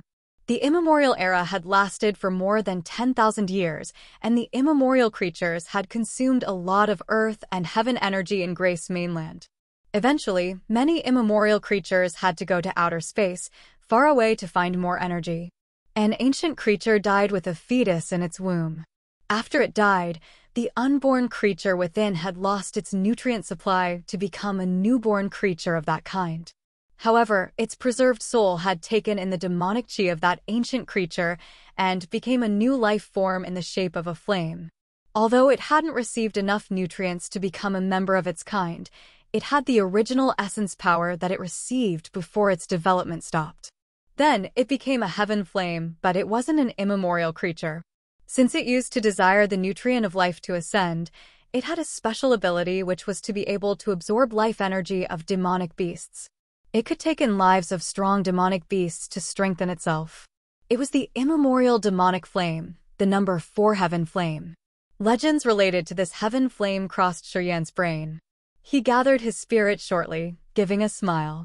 You've been staying with it in this incipient extent. Do you know which level it is? How did it get the acceptance of the incipient extent? Between you two, who has received the inheritance? I received the inheritance, but this incipient extent seems to have a magical connection with that flame. It's hard to destroy it. I also don't know why it can control the incipient extent and kick me out. Ouyang Luo Shuang's face was pretty but icy cold, her voice indifferent. It was obvious that she needed Shi Yan to help her deal with the Immemorial Demonic Flame, but her voice and her manners implied that she didn't have any intentions of asking or begging him. She was still unconcerned, as if it was his obligation to help her. Of course, Shi Yan wouldn't mind it. He came here not because of Ouyang Luo Shuang, but because of the Heaven Flames. He needed the Heaven Flames. Among the known Heaven Flames, he still needed 3, including Immemorial Demonic Flame, Purgatory True Flame, and the Primal Chaos Sacred Flame. When he could combine the last 3 Heaven Flames, he could finally lay his eyes on Original God Realm. When that happened, he would do what the Ring Spirit had told him to do and transform his soul. He believed that the Ring Spirit would never harm him. The Heaven Flame fusion would give him formidable advantages. He believed in this. That was why he didn't hurry to break through. He needed to gather the Heaven Flames first. It's coming. Na Xian's soul altar suddenly spun. The vivid 5-colored halo with active beautiful light expanded from his soul altar like a rainbow. It layered up and shrouded the area. The Power Upanishad tier of Na Xian's soul altar had 5 sections where Power's Upanishad of metal, wood, water, fire, and earth coexisted. He didn't cultivate only one Power Upanishad like most of the warriors of the Raging Flame Star area did. Just like the God Clan man they had met in the God Perishing Land, he had cultivated 5 Powers Upanishad at the same time. Metal, wood, water, fire, and earth. The 5 elements strengthened each other. Na Xian's thoughts flickered, and his sea of consciousness, the soul altar tier of Power Upanishad, and the ethereal soul were retrieved into his ethereal extent. His ethereal extent existed in this foreign land like a 5-colored auspicious cloud, which was full of light. Layers of light extended from the 5-colored auspicious clouds, covering the spooky green soul sea. The green flame lengthened in the soul sea. The green seawater seethed uneasily. A massive illusion emerged above the water like a dragon soaring out of the deep lake. A ferocious bull-like beast as big as a mountain with horns floated on the green water. It opened its mouth, facing the sky and roaring indignantly. The gross, sticky substance in its mouth stank. They could even see the green smoke emitted from it. There were layers of scales on its dark green body, which looked like small, aligned shields. This savage beast had a tail, which was like a giant python, dozens of meters long. Its tail constantly whipped on the green soul sea. They could vaguely see many faces of the ghosts attached to that giant tail. As soon as that creature appeared, a frightening brutal aura shot into the sky, gathering at each of the slits in the sky. Cold, stiff corpses of the Dark Spirit clan were struck, falling from the sky into its open mouth. Then, the beast swallowed them massively like a whale taking in water. Condense the real body. Na Xian suddenly shouted while he was staying inside the 5 elements' ethereal extent. Don't let it finish the condensation to form a real entity. Shi Yan was dumbstruck. He had figured out right at the beginning that although this beast looked savage and real, it was just a hollow form without flesh and blood. However, when it faced the sky and roared while engulfing the Dark Spirit clan's cold corpses, the hollow body enlarged as the beast started to generate a real, fiercely brutal, bloodthirsty aura. Shi Yan's soul felt very uneasy. From an embryo, it condensed a real body. It wasn't easy to create a real body. The giant horns like the buffalo's horns on its head sparkled in spooky green light while the scales on its body rattled. It faced the sky, roaring painfully. A real sound wave shot up to the sky, making the green soul sea of this foreign land surge vehemently. While the beast condensed the flesh body, the immense green soul sea seemed to lower down as if it was running shallow. The sticky green liquid seemed to be withdrawing rapidly, congregating in the body it was condensing. It seemed that as the beast finishes building its body, it was using the energy of this green soul sea. It's a stillbirth of an immemorial creature. At this moment, it wants to break the nature's rule to rebirth. Na Xian discolored in fright, shouting, "We entered here and you've torn space." We seem to give it hope for success. Be careful. As Shi Yan hadn't answered yet, Ouyang Luo Shuang started to attack first. Crack, crack, crack. A crisp cracking sound echoed from the 1,000-meter-tall icicle. That snow-white shadow emitted dreamy, fantasy light ribbons. Each ribbon had a marvelous connection with the icicle. Light ribbons filled the icicle. At first glance, it was like a magical, complex spider web had just been woven at the peak of the icicle. Each of the ribbons was connected to the top of the icicle. Gradually, wisps of ice power that looked like transparent horned dragons flew towards the center of the icicle. Crack, crack, crack. Each horned dragon looked real and chilly to the bone. They gathered and shot the beasts. The ice shattered from the beast's body. Ice rocks containing tremendous icy power fell. When it fell into the green sea, it immediately froze an area of more than 10 mu. Ouyang Luo Shuang stood inside the icicle.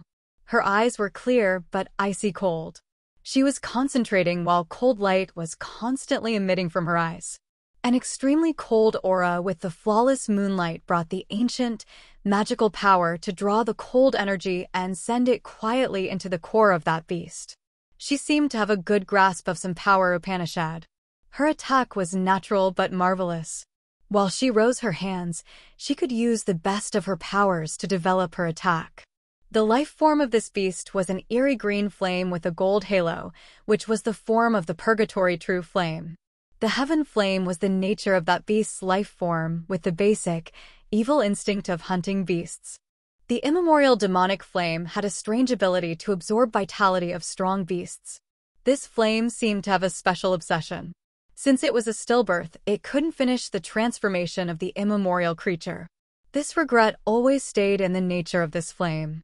It took in beast's vitality to complete its final transformation, which gave it the initial, real form of the immemorial beast.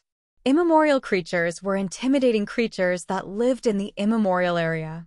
They weren't categorized into any race. Usually, they had giant bodies as large as a mountain. Their intelligence developed naturally from the rules of nature. From the day they were born, they had supernatural powers.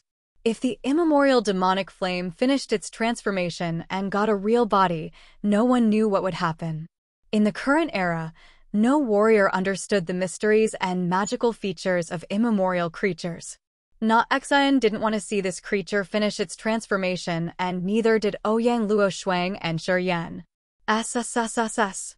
He extended his left hand. The index finger and the middle finger gathered, cutting the void. A transparent space slit appeared as his fingers slid into the void. Lights were racing like meteors. A flame shot out, bringing scorching flames that covered the entire sky. Level 8, said the vermilion bird true flame. It swallowed the purgatory true flame. It also has a connection with this extent. It's hard to deal with it since this place is its territory. Shi Yan's pupils shrank. Level 8. Level 8. So strong. The vermilion bird true flame affirmed. Seems like it has undergone some marvelous transformation. Its life form is being changed quickly. It's unbelievable. This transformation isn't the Acme ascension of heaven flames. It's condensing the spirit body. Condensing the spirit body? Shi Yan couldn't make head or tail. I'm a wisp of the vermilion bird's soul. The vermilion bird is one of the 4 holy beasts, and the 4 holy beasts were the development of flesh immemorial creatures. When an immemorial creature was born, the first thing it has to do is to condense the spirit body. The vermilion bird true flame quickly sent the message. Swoosh! Another heaven flame appeared. It was the 9 Serenity's soul-devouring flame. Don't let it finish. Na Xian shouted in the voice. Kid, use your flames to attack it. Ouyang Luo Shuang's eyes were icy cold. Icy aura permeated the place. She rose together with the icicle. After reaching an elevation of 10,000 meters, they grumblingly pressed down. The ice-horned dragons at the top of the icicle attacked as if they were real. They spurred out crystal white spears, darting towards the immemorial demonic flame. Na Xian had turned into 5-colored auspicious clouds. His ethereal extent changed a little bit. It now looked like a 5-colored sea, raising and snatching on the immemorial demonic flame. Slosh, slosh, slosh. The seawater of the green sea rose in the air, moving like water dragons to attack the others. The body that the immemorial demonic flame was condensing spun. A strange electric-like flame flashed and then disappeared. Instantly, it entangled the Nine Serenity's soul-devouring flame, dragging it towards the beast. The Nine Serenity's soul-devouring flame struggled hard. However, no matter how hard it tried, it couldn't free itself from the bind. The flame was so worried that it sent so many desperate calls to Shuryen for help. As they were all heaven flames and the Nine Serenity's soul-devouring flame was ranked higher than that flame, its level still didn't rival that of the immemorial demonic flame. It was now tied tightly. Shuryen wore a cold face. He didn't think much. His eyes became garnet instantly. You're tuning in to the Phoenix Knights YouTube channel. Don't forget to subscribe and join us on this journey to catch the most captivating stories.